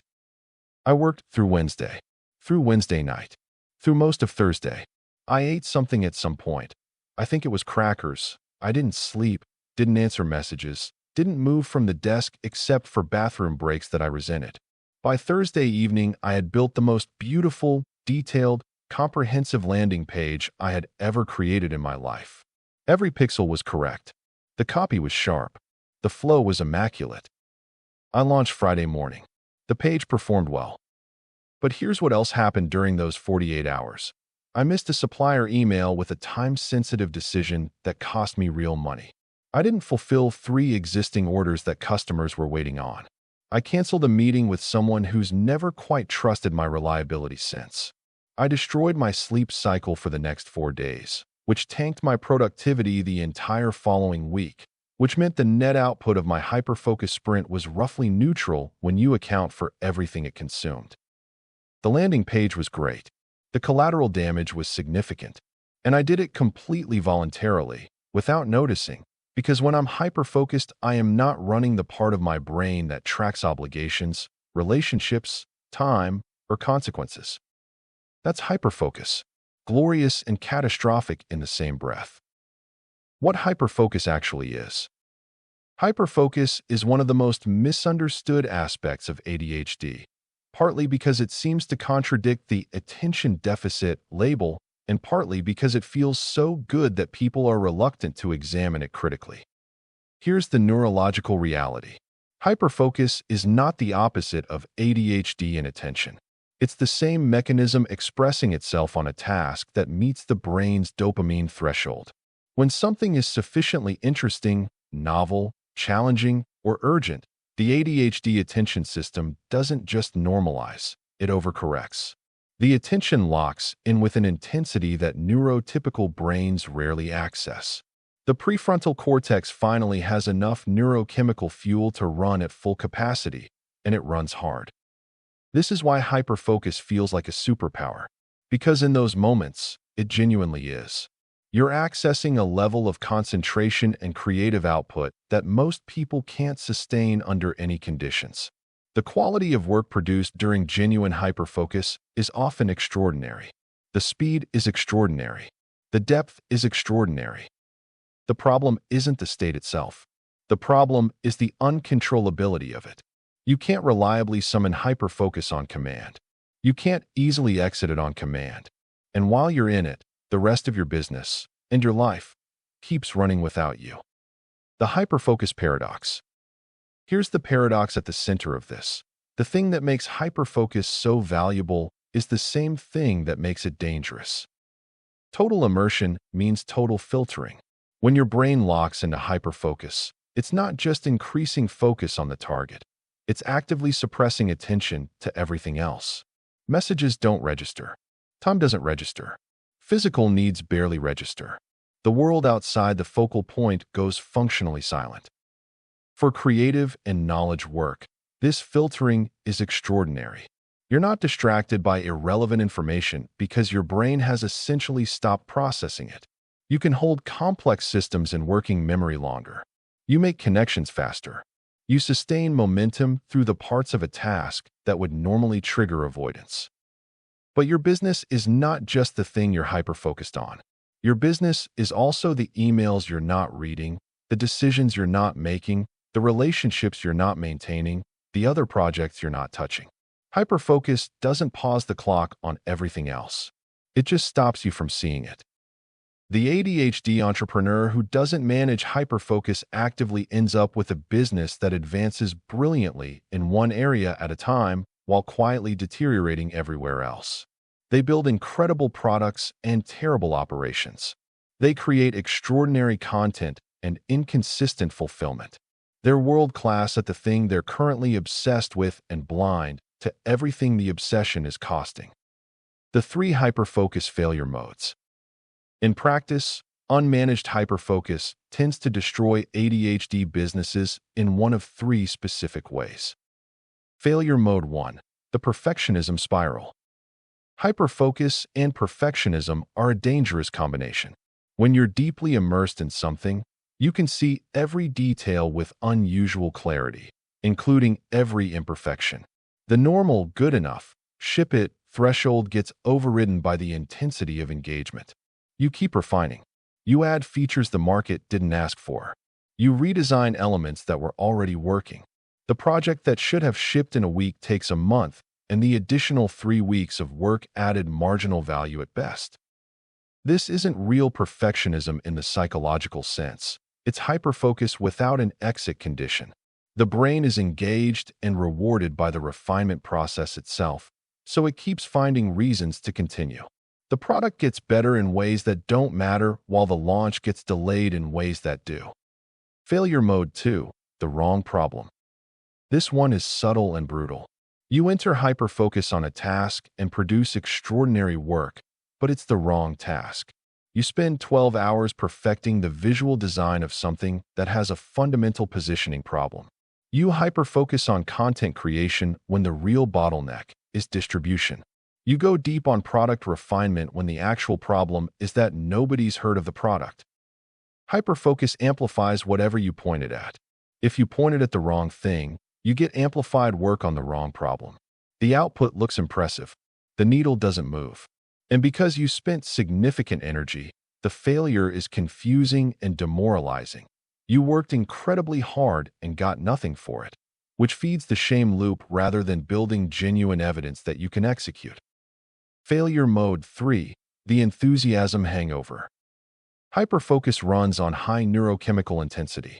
When it ends, and it always ends, either because the task is complete, the novelty depleted, or the body simply gives out, there's a significant neurochemical drop. Dopamine falls. The nervous system needs recovery time. What follows is the opposite of the hyperfocus state. Low motivation, difficulty initiating, cognitive fog, emotional flatness.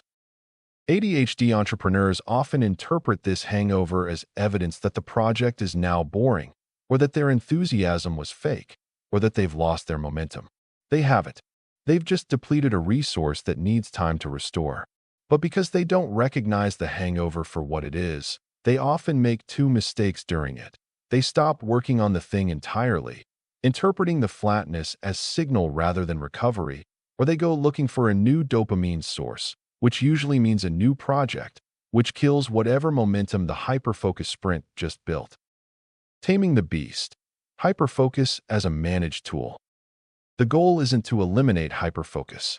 That would be like a Formula One team deciding the engine is too powerful and installing a smaller one. The goal is to build the infrastructure around the engine so it goes fast in the right direction without destroying the car. Here are the specific mechanisms that work. Pre-session targeting. Before you enter a work session that might go deep, spend 5 minutes explicitly defining what done looks like for this session. Not work on the landing page. Complete the hero section copy and the 3 feature blocks. When you have a specific exit condition defined before the hyperfocus locks in, you have something to aim the session toward.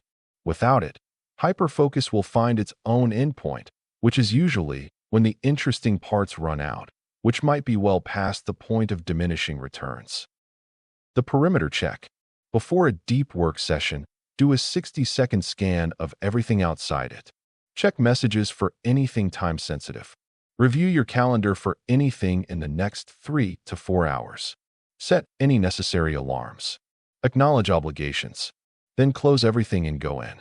This takes 60 seconds and prevents the scenario where you emerge from 4 hours of hyperfocus to discover 3 things went wrong while you were gone.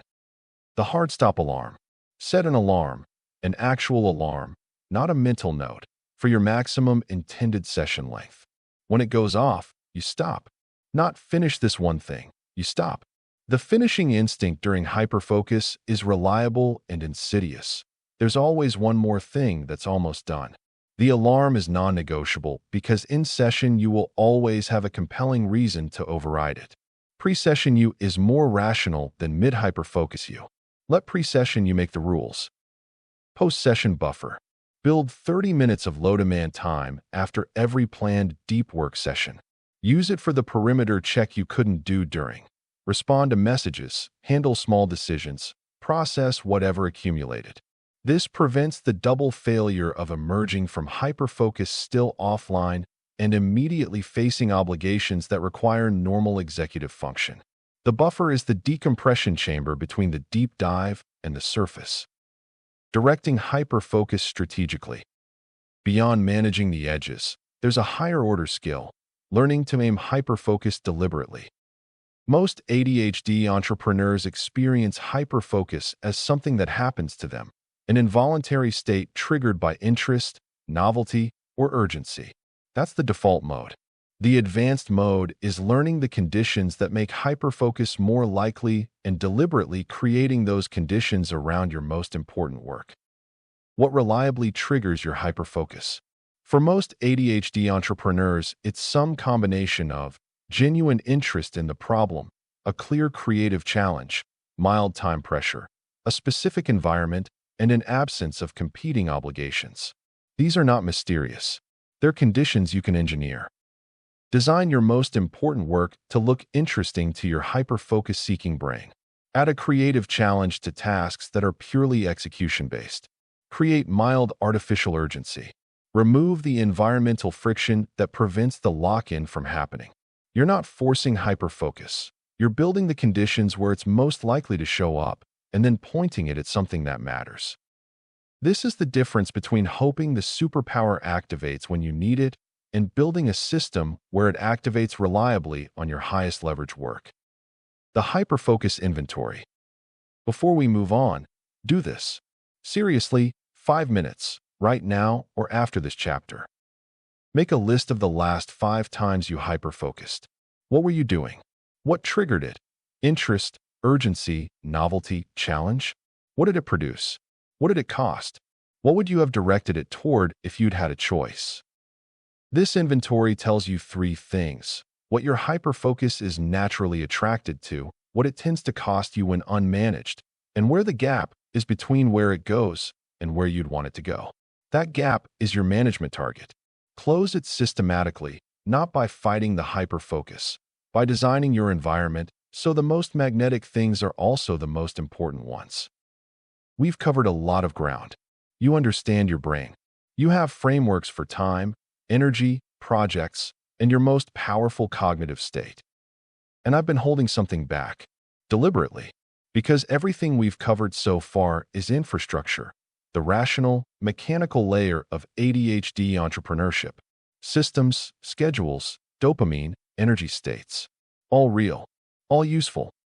But underneath the systems, for most ADHD entrepreneurs, there's a psychological layer that quietly undermines everything.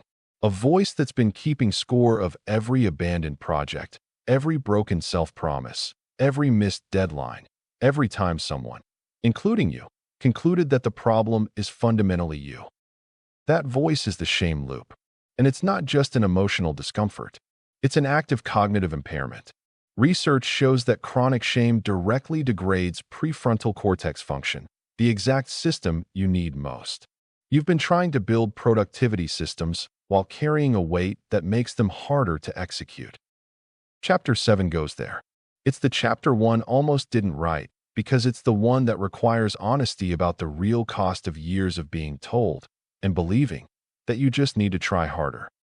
It's also the chapter that changes everything if you let it. Chapter 7, The Shame Loop, How Guilt Kills Momentum and How to Break It. I want to start this chapter with something that isn't a productivity tip. At some point in your life, probably multiple points, someone communicated to you, explicitly or through accumulated implication, that your inability to follow through was a character problem, a moral failure, evidence of something fundamentally insufficient in you. Maybe it was a parent who watched you start and abandon things with frustrating consistency. Maybe it was a teacher who said you weren't living up to your potential, a phrase that sounds like encouragement but lands like an accusation. Maybe it was a business partner who got burned by your dropped commitments. Maybe it was nobody in particular and everybody in general, the ambient message of a world that rewards completion and consistency and quietly punishes people who struggle with both. And maybe, Probably, you believe them. Not all the way, not consciously, but enough. Enough that when you fail to finish something now, the emotion that follows isn't just disappointment. It's something heavier. Something that says, of course you didn't. You never do. This is who you are. That's the shame loop. And I need you to understand something about it before we talk about how to break it. It is not making you try harder. It is making everything harder. Shame versus guilt, a critical distinction. Most people use shame and guilt interchangeably. They're not the same thing, and the difference matters enormously for ADHD entrepreneurs. Guilt says, I did something bad. Shame says, I am something bad. Guilt is about behavior. It's specific, bounded, and actionable. You did a thing. The thing was wrong. You can acknowledge it, make it right, and move forward. Guilt, in appropriate doses, is actually useful. It's a calibration signal. Shame is about identity. It's global, diffuse, and paralyzing. It doesn't point at a specific behavior you can change. It points at you, at your core, and says the problem isn't what you did, but what you are. You can't fix what you are. So shame produces not motivation to change, but a desperate desire to hide, avoid, and escape. For ADHD entrepreneurs, the cumulative weight of years of inconsistency, abandoned projects, and broken self-promises creates fertile ground for shame. Every missed deadline becomes more evidence for the prosecution. Every abandoned project is added to the file. The file gets thicker. The verdict feels more certain. Eventually, the shame isn't a response to specific failures. It's the permanent backdrop against which you operate. And here's the cognitive mechanism that makes this so destructive. Shame activates the brain's threat response. The amygdala fires. Stress hormones flood the system. And the prefrontal cortex, your executive function headquarters, the system you are most dependent on and most neurologically vulnerable in, goes partially offline. Shame doesn't motivate ADHD brains. It impairs them. You've been trying to use guilt and self-criticism as productivity fuel, and it's been burning the engine. How the loop works. The shame loop has a specific, predictable structure. Once you see it, you'll recognize it from your own history immediately. Step 1. Commitment. You set a goal, make a plan, promise yourself, maybe promise others, that this time is different. The dopamine is high. The intention is genuine. You mean it completely in this moment. Step 2. Initial progress. You start. It goes well. The early momentum feels like evidence that you were right. This time is different. This is real. Step 3. The drop. The novelty fades. Execution gets hard or repetitive. Life intervenes. You miss a session, slip a deadline, drop a ball. Not catastrophically, just the normal friction of building something real. Step 4. The shame response. Instead of treating the slip as data, a small deviation to course correct, your brain treats it as confirmation of the existing verdict. See, you're doing it again. You can't follow through. You never could. The shame response is disproportionate to the actual failure. Step 5. Avoidance. Shame creates avoidance. You stop working on the thing not just because it got hard, but because engaging with it now means engaging with the shame attached to it. The project becomes emotionally toxic. Opening the file feels like confronting evidence of your inadequacy, so you don't open it. Step 6. More shame. The avoidance creates more evidence for the prosecution. You're now not only someone who slipped, you're someone who slipped and then hid. The shame compounds. The avoidance deepens. The project dies not from lack of ability or interest, but from accumulated emotional weight. Step 7. New start. Eventually, the project is far enough in the rear view that a new thing can feel clean again. You start fresh. The dopamine returns. The intention is genuine. And the loop begins again. This is the cycle that keeps talented, genuinely capable ADHD entrepreneurs stuck not for months, but for years. Not because they can't build things, but because every attempt accumulates shame, and the shame makes the next attempt harder and the next failure more confirming, until the loop becomes self-sealing. The ADHD-specific shame amplifiers. Several features of ADHD make the shame loop worse than it would be for a neurotypical person in similar circumstances. Emotional hyperreactivity. As we covered in Chapter 5, ADHD brains experience emotions with greater intensity and duration. Shame hits harder and lingers longer. A failure that a neurotypical person processes and releases in a day might occupy an ADHD brain for a week, running as background load that drains executive function the entire time. Time blindness and the permanent present. Because ADHD brains have weaker connection to past and future, the shame of past failures can feel present tense. It's not, "I abandoned that project 6 months ago." It's, "I am someone who abandons projects. Full stop, no temporal distance." The past failure doesn't recede the way it does for neurotypical brains. It stays active. The gap between potential and output. ADHD brains are often genuinely high intelligence, high creativity systems producing output that doesn't match their ceiling. They know they're capable of more. Everyone around them often knows it too. This gap between obvious potential and inconsistent delivery is a unique source of shame specific to high-functioning ADHD. It's not, "I tried and fell short." It's, "I can clearly do this and still somehow don't." That's a harder thing to make peace with. Rejection-sensitive dysphoria. RSD is a phenomenon in ADHD where perceived rejection, criticism, or failure triggers an immediate, intense emotional response that can feel genuinely overwhelming, out of proportion to the objective situation. A critical comment on your work, a product that didn't sell, a business relationship that soured. These can trigger shame responses in ADHD brains that are physiologically similar to acute emotional trauma. RSD is underdiagnosed and underacknowledged, but for the entrepreneurs who experience it, it's one of the primary reasons they stop shipping, stop promoting, stop putting work into the world where it might be judged. Breaking the loop, the mechanics. Okay, enough anatomy of the wound. Here's how to actually break it. Step 1. Separate the behavior from the identity. This is the foundational move, and it's harder than it sounds. Every time you catch yourself making a global identity statement, "I'm someone who can't finish things, I'm unreliable, I'm not serious enough," you interrupt it and replace it with a specific behavioral observation. Not, "I always abandon projects," but, "I abandoned that specific project at that specific point, and here's probably why." The behavioral observation is accurate and actionable. The identity statement is a distortion that your shame brain is presenting as fact. It is not fact.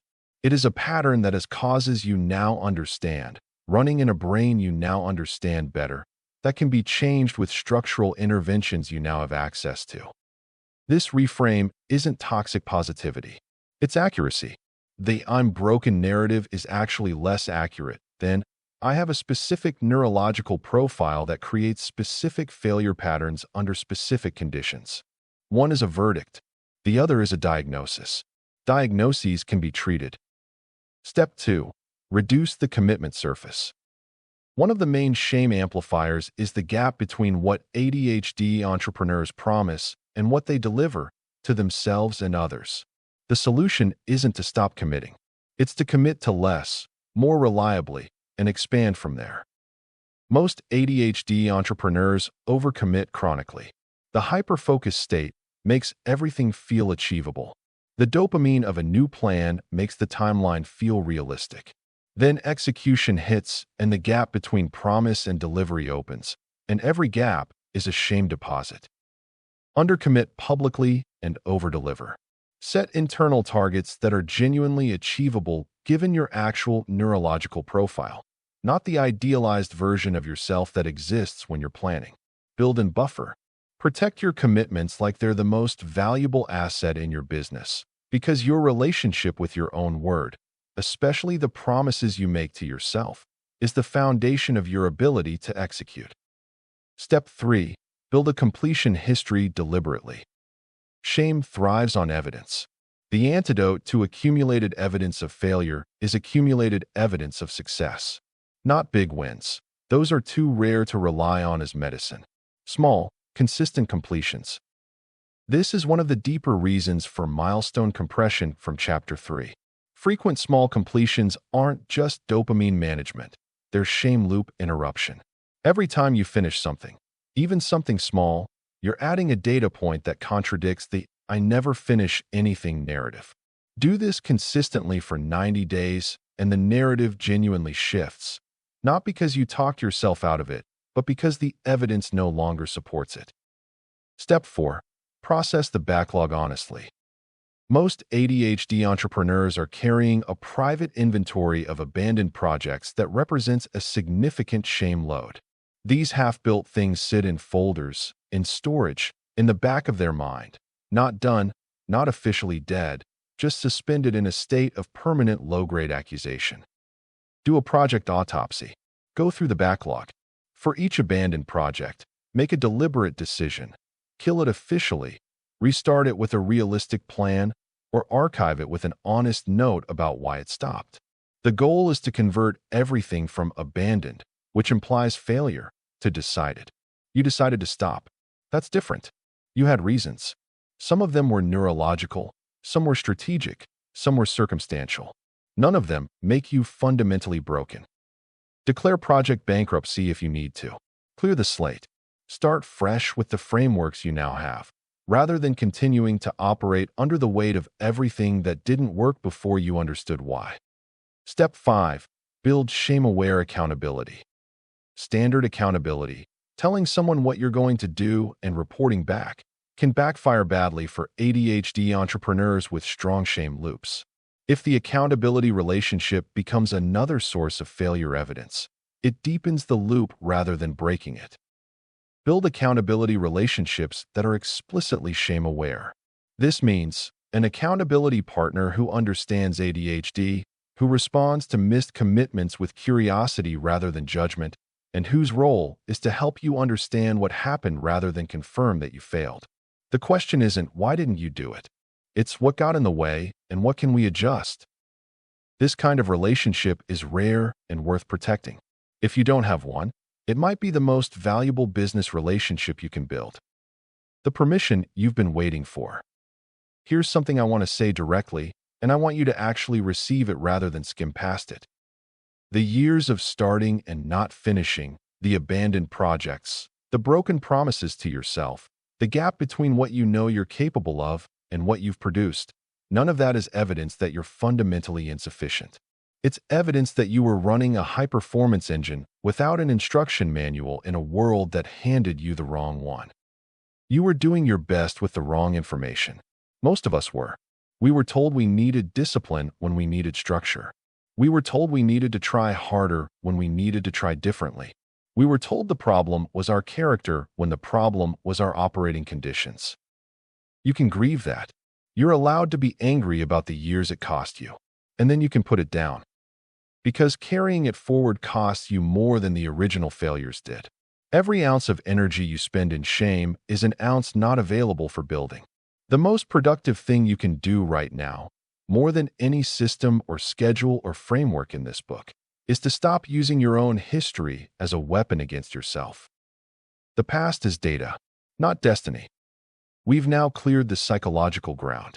You understand the shame loop, where it comes from, why it's been wrecking your systems from underneath, and how to dismantle it. Which means we're ready for the part of the book that most ADHD entrepreneurs never reach. Not because it's hard to find, but because it requires everything we've built up to this point to actually work. Systems. Real ones. Not the aspirational color-coded planners that collapse by Thursday. Structures that function specifically because they don't depend on you feeling motivated, disciplined, or psychologically clear to use them. Chapter 8 is about building the scaffolding that holds your business up on the days your brain won't. And after everything you've learned about how your brain actually works, you're finally ready to build it right. Chapter 8. Systems over willpower. Building structures that don't depend on feeling like it. Willpower is a terrible business partner. It shows up late, calls in sick without notice, performs inconsistently under pressure, and has the audacity to quit entirely right when you need it most. And yet the entire conventional productivity industry is essentially built on the assumption that willpower is your primary operational resource, that the difference between successful and unsuccessful people is largely the quantity and quality of their self-control. This is wrong for everyone. For ADHD entrepreneurs, it's catastrophically wrong. Willpower, the ability to override impulse, sustain effort on unrewarding tasks, and behave consistently with your stated intentions regardless of how you feel, is a function of prefrontal cortex activity. The same prefrontal cortex that ADHD disrupts. You are being asked to use your weakest cognitive tool as your primary productivity mechanism. That's not a discipline problem. That's a design problem. The solution isn't to get better at willpower. It's to build systems that don't require it. This is the fundamental shift of Chapter 8, and it sounds simple, but it requires completely rethinking how you approach your business infrastructure. Instead of asking, how do I make myself do this? You ask, how do I design this so it happens without me having to make myself? Different question, radically different outcomes. What a real system actually is. The word system gets thrown around so loosely in entrepreneur circles that it's lost most of its meaning. Productivity influencers call their morning routine a system. A color-coded Notion template gets called a system. A list of habits is called a system. These are not systems. These are intentions with formatting. A real system, in the operational sense, is a structure that produces a consistent output regardless of the mood, energy level, or motivation of the person running it. A real system doesn't care if you slept badly. It doesn't care if you're uninspired. It doesn't care if you'd rather be doing something else. It runs because it's designed to run, not because you remembered to activate it. For ADHD entrepreneurs specifically, a real system has 3 non-negotiable properties. It removes decisions. Every decision point in a workflow is a potential failure point for ADHD executive function. What should I work on? In what order? How should I approach it? Each of these questions draws from the same cognitive budget you need for actual output. Real systems pre-answer as many decisions as possible, so that execution requires following steps, not making choices. It reduces friction to near zero. ADHD task initiation is extremely sensitive to startup friction, the effort required to begin. A task that requires opening 4 different apps, finding a file, remembering where you left off, and recalling the context takes enough activation energy that on a low dopamine day, it simply won't happen. Real systems make starting almost effortless. You open one thing, everything is where you left it, the next step is obvious, and you're in motion within 90 seconds. It works on your worst days, not just your best. This is the test. Design your system for the Tuesday morning when you slept badly, you're emotionally distracted, your motivation is 0, and your executive function is running at 40% capacity. If your system requires your best self to operate, it's not a system. It's a wish list. The 4 systems every ADHD entrepreneur needs. There are 4 core operational systems that, if built correctly, handle the majority of the executive function demands that drain ADHD entrepreneurs. Everything else is secondary. System 1, the capture system. Your brain generates ideas, tasks, obligations, and random critical information at a rate your working memory cannot handle. This is true for everyone. It's especially true for ADHD brains, which are both more idea-generative and worse at reliably holding information in working memory. The capture system is the answer to, where does everything go when it enters my world? One place, not your email inbox, your phone notes app, your notebook, your Notion, your whiteboard, and the back of your hand simultaneously. One trusted location that you process on a regular schedule. Everything, tasks, ideas, obligations, things you need to remember, goes there immediately, without filtering or organizing, and gets processed later. The capture system solves 3 ADHD-specific problems. It stops you from losing important things because you trusted your working memory. It stops the cognitive overhead of trying to hold multiple open loops in your head simultaneously. and it gives you somewhere to put new ideas during your anchor block without derailing the session. The idea goes in the capture system. You stay focused. The idea isn't lost. Everyone wins. The technology doesn't matter. Phone note, physical notebook, voice memo. What matters is that there's one system, it's always accessible, and you actually trust it enough to let go of things once they're in it. System 2, the processing system. Capturing is only half the loop. The second half is processing, regularly converting the raw input in your capture system into organized, actionable items in the right places. For ADHD brains, processing fails in two predictable ways.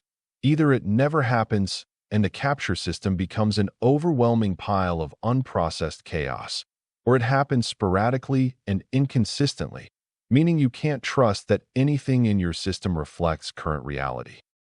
The fix is scheduled, time-boxed processing, once per day, same time, 20 minutes maximum. You go through everything captured since the last processing session, and for each item you make one of 4 decisions. Delete it, do it immediately if it takes under 2 minutes, delegate it, or put it in the appropriate place in your task system with a specific next action defined.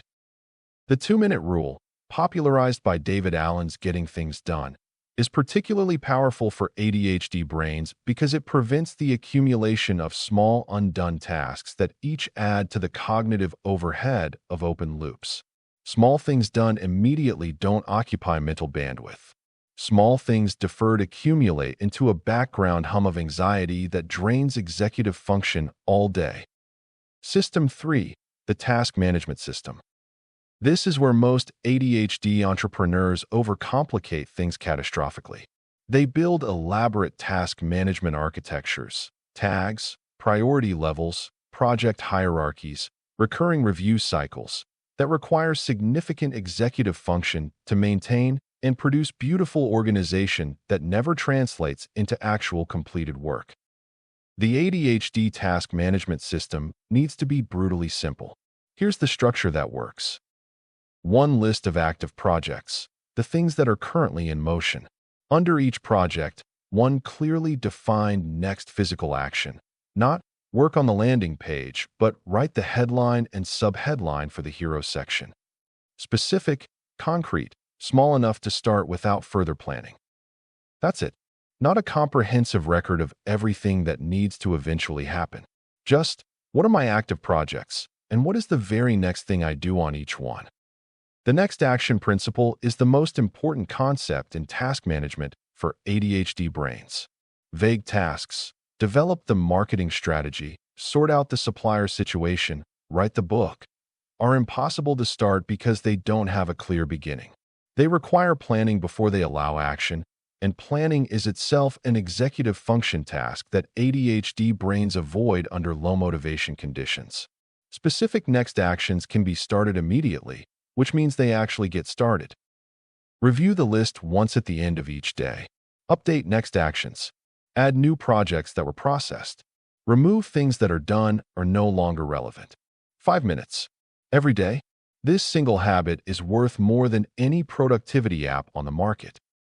System 4, the environment system. This is the most underrated and least discussed of the 4. Your physical and digital environment is not a neutral backdrop to your work. It's an active participant in whether the work happens. ADHD attention is highly stimulus-driven. Whatever is most salient in your environment will compete with whatever you're trying to focus on. This means your environment is either working for your focus or against it, constantly, whether you notice or not.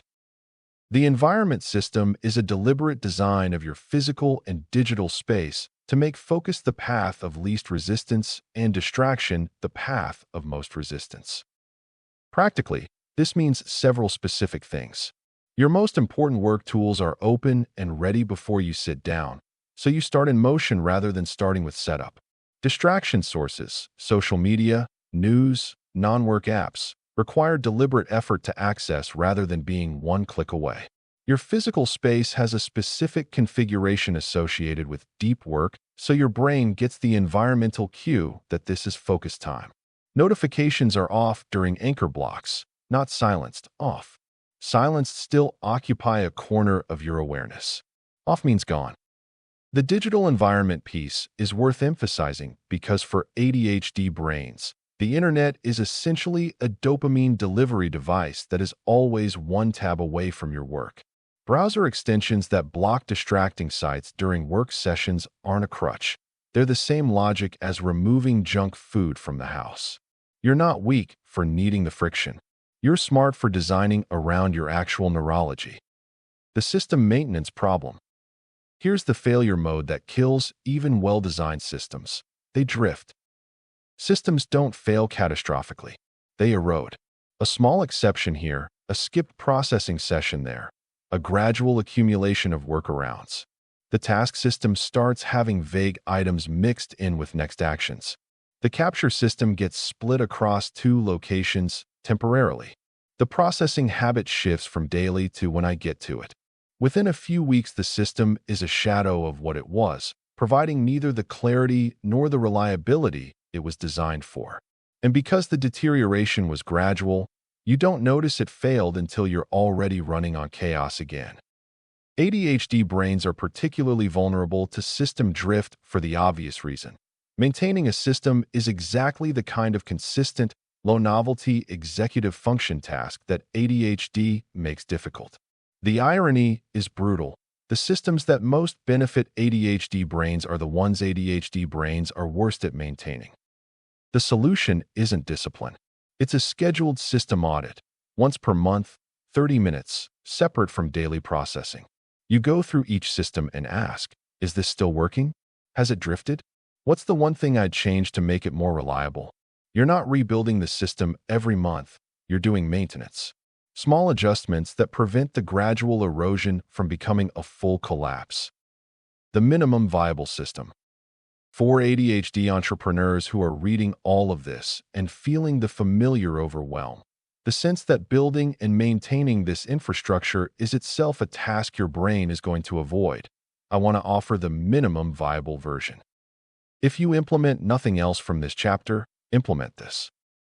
1. Capture location. Check it once a day. For each item, define the next physical action. Do the ones under 2 minutes immediately. That's the whole thing at minimum viable level. It's not optimal. It's not comprehensive. But it's real, it's sustainable, and it will produce more consistent forward motion than the most elaborate system you never actually use. Start there. Add complexity only when the simple version is running reliably. Systems earn their complexity through demonstrated use, not through optimistic planning. What systems actually give you? Here's the thing about systems that transcends the productivity mechanics. They give you trust in yourself. The chronic ADHD experience is one of not trusting your own brain, not being sure things won't fall through the cracks, not being confident that what you intend to do will actually happen, not knowing whether you can rely on your own follow-through. That lack of self-trust is exhausting. It underlies a lot of the anxiety and shame we covered in Chapter 7. It's the operational experience of being unreliable to yourself. Systems don't just organize your work. They create a reliable interface between your intentions and your actions. When your capture system works, things don't fall through the cracks. When your task system works, you always know what to do next. When your environment works, starting is easy. When the whole thing works, you stop spending energy managing the anxiety of potential chaos and spend it on actual output. That shift from operating in a constant low-level emergency to operating from a foundation of trust in your own infrastructure is one of the most significant quality of life changes available to an ADHD entrepreneur. And it comes not from becoming a different person, but from building better scaffolding around the person you already are. There's one more enemy we haven't fully dealt with yet. You have the systems. You have the energy management.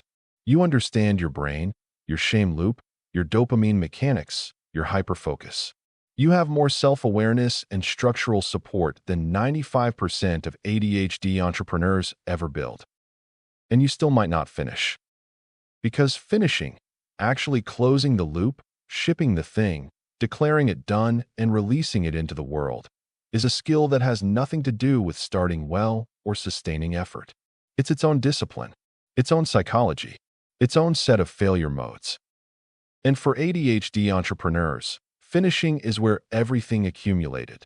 The shame, the perfectionism, the identity wrapped up in potential rather than output, the fear that the finished thing will be judged and found wanting, comes to a head. Chapter 9 is the dark art of actually getting things done. Not started, not in progress, done.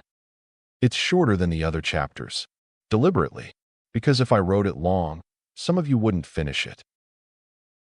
Chapter 9, Finishing Things, the Dark Art of Closing Loops.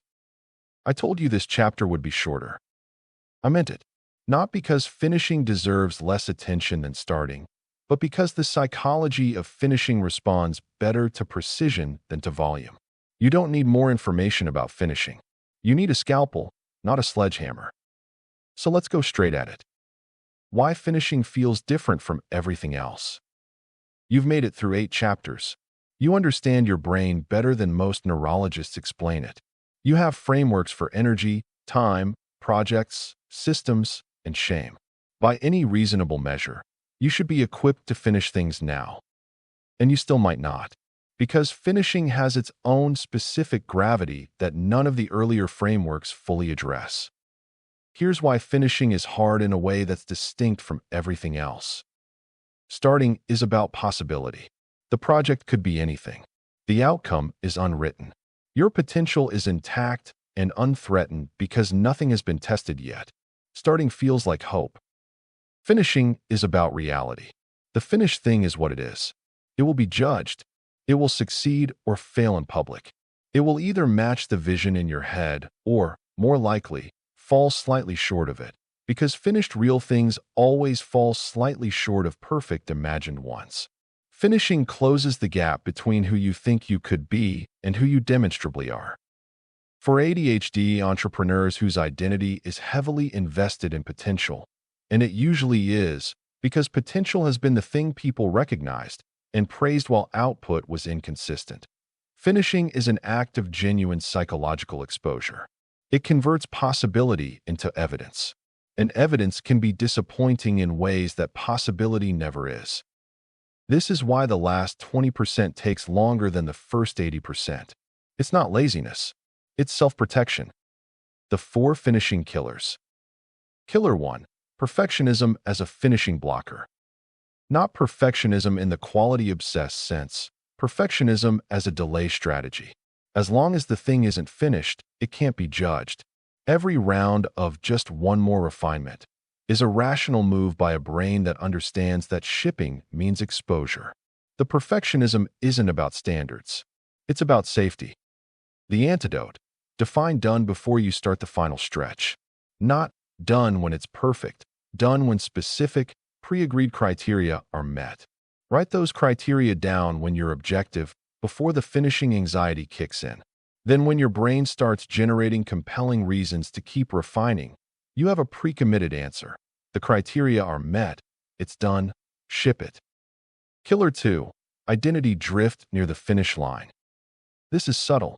Somewhere in the final stretch, the project stops being a project and starts being a verdict. Your brain begins treating the upcoming release not as completion of a task, but as a public statement about your capability. The stakes feel existential in a way they didn't during execution. Suddenly, you're not finishing a product. You're finding out if you're good enough. The antidote is to deliberately separate the project from your identity before you enter the final stretch. This thing you're finishing is a thing you made. It is not you. Its reception tells you about market fit, messaging, timing, execution, useful data. It does not tell you anything fundamental about your worth or capability. Build this cognitive separation intentionally, in writing if necessary, before you ship. Killer 3. The feature creep finish. You're 80% done and your brain, sensing the approaching finish line, suddenly generates a cascade of new ideas for things you could add. New features, new sections, new angles. All of them genuinely interesting.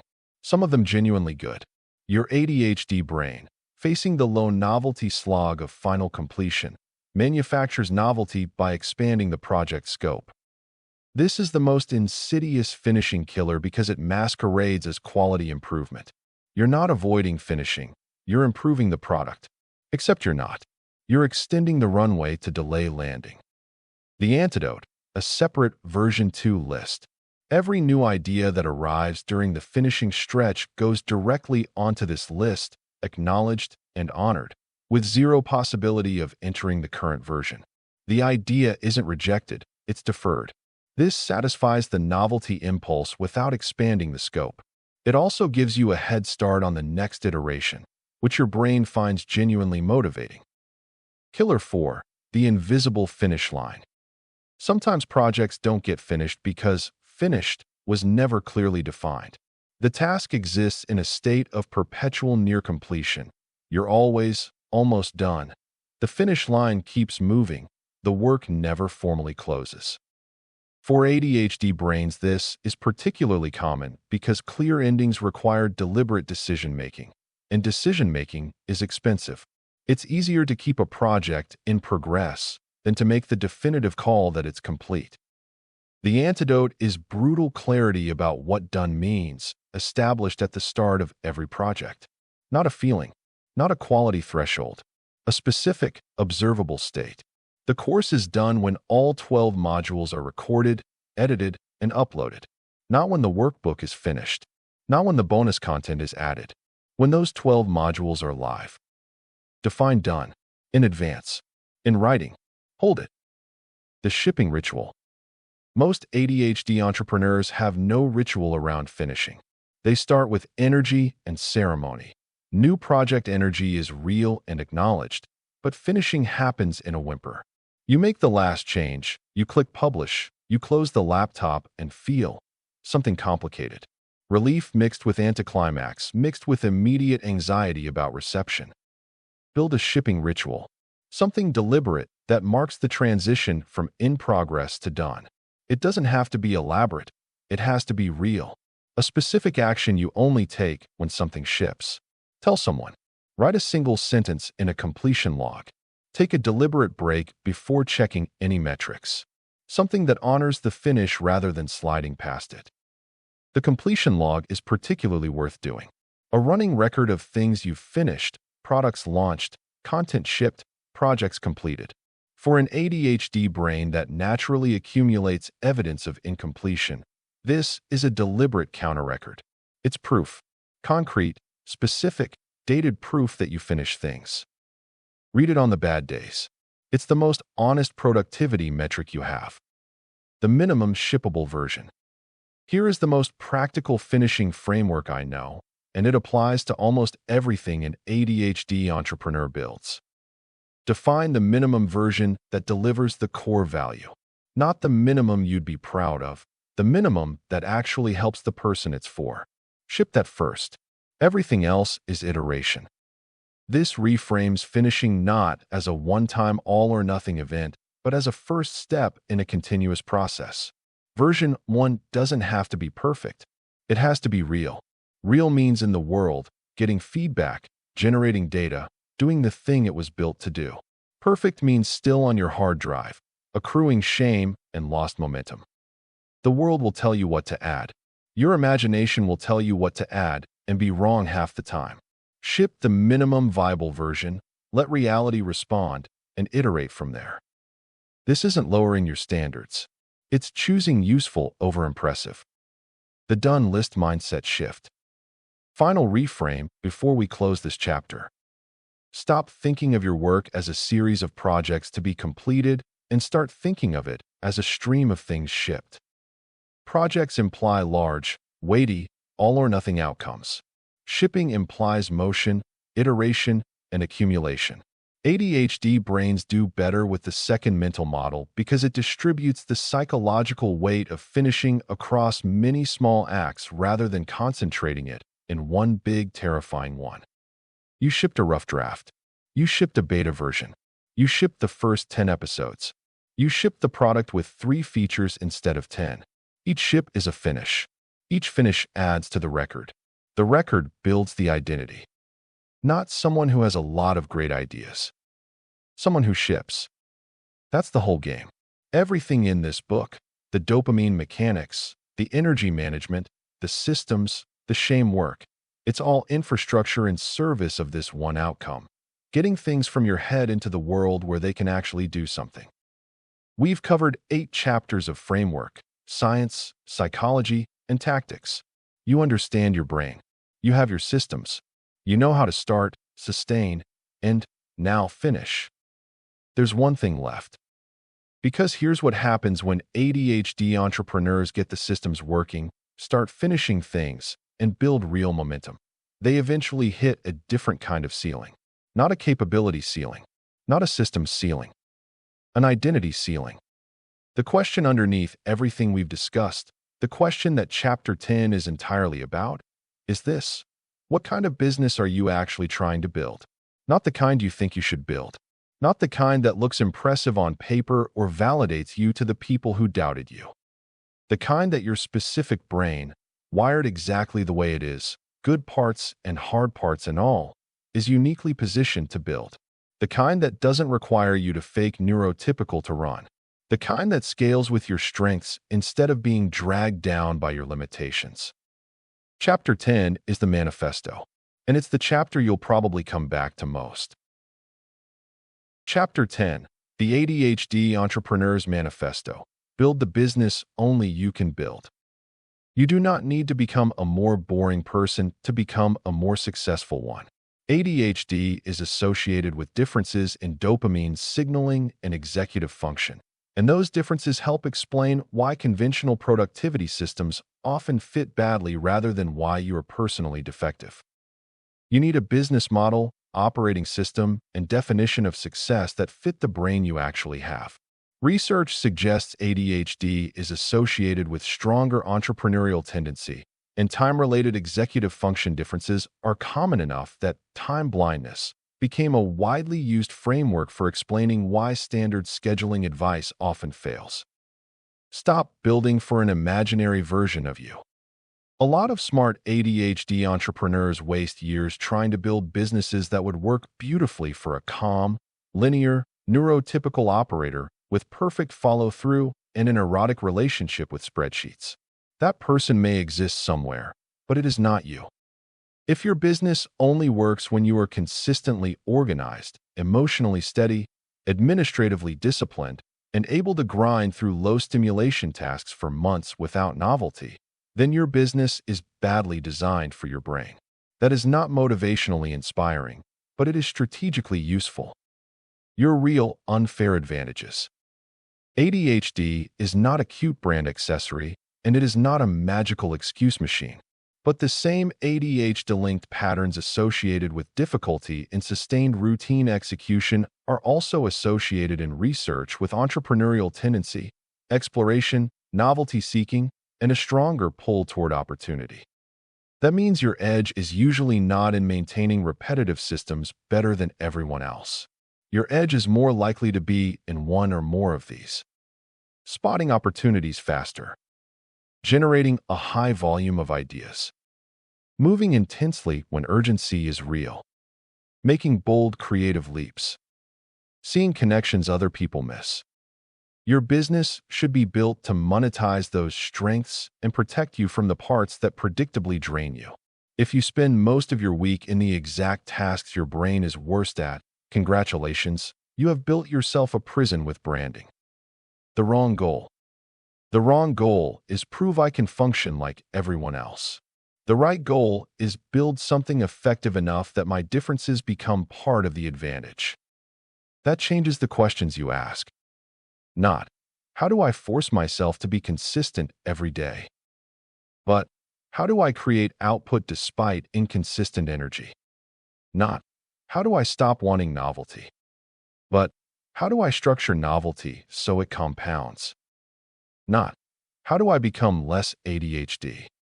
But, how do I stop letting unmanaged ADHD set fire to useful momentum? That is the manifesto, not self-acceptance as a slogan. Self-knowledge as an operating advantage. Build a business that fits your wiring. There are business models that naturally work better for ADHD brains because they provide faster feedback, more novelty, more iteration, and more visible rewards. Research on ADHD and entrepreneurship does not say every ADHD person should become a founder, but it does support the idea that entrepreneurial environments can align with common ADHD traits more than rigid employment structures do for some people. In practice, that usually means businesses with at least some of these features. Short feedback loops. Room for creative iteration. Visible progress. Variety inside a coherent theme. The ability to delegate or systematize repetitive execution. Fast shipping and real-world response. If your business gives you none of that, the problem may not be your focus. The problem may be the design of the game you are trying to win. The identity shift that matters. For years, maybe your identity was the talented person with huge potential. That identity feels flattering until you notice it usually means the person whose actual output has been living in witness protection. No offense, a little offense. The identity you need now is simpler and less glamorous, the person who ships. The finished thing teaches more than the perfect idea, and concrete output beats abstract potential every time in business. Not the person with the best intentions. Not the person with the most notebooks, tabs, and half-built empires. The person who gets things into the world, learns, adjusts, and ships again. The manifesto itself. Here it is, clean and direct. You are not behind because you need more shame. Shame impairs the exact executive systems ADHD already strains, and strategy works better than self-attack. You are not lazy because routine work feels harder for you. ADHD is associated with executive function differences and altered reinforcement processes, which is a fancy way of saying your brain often needs different conditions to engage. You do not need one perfect plan.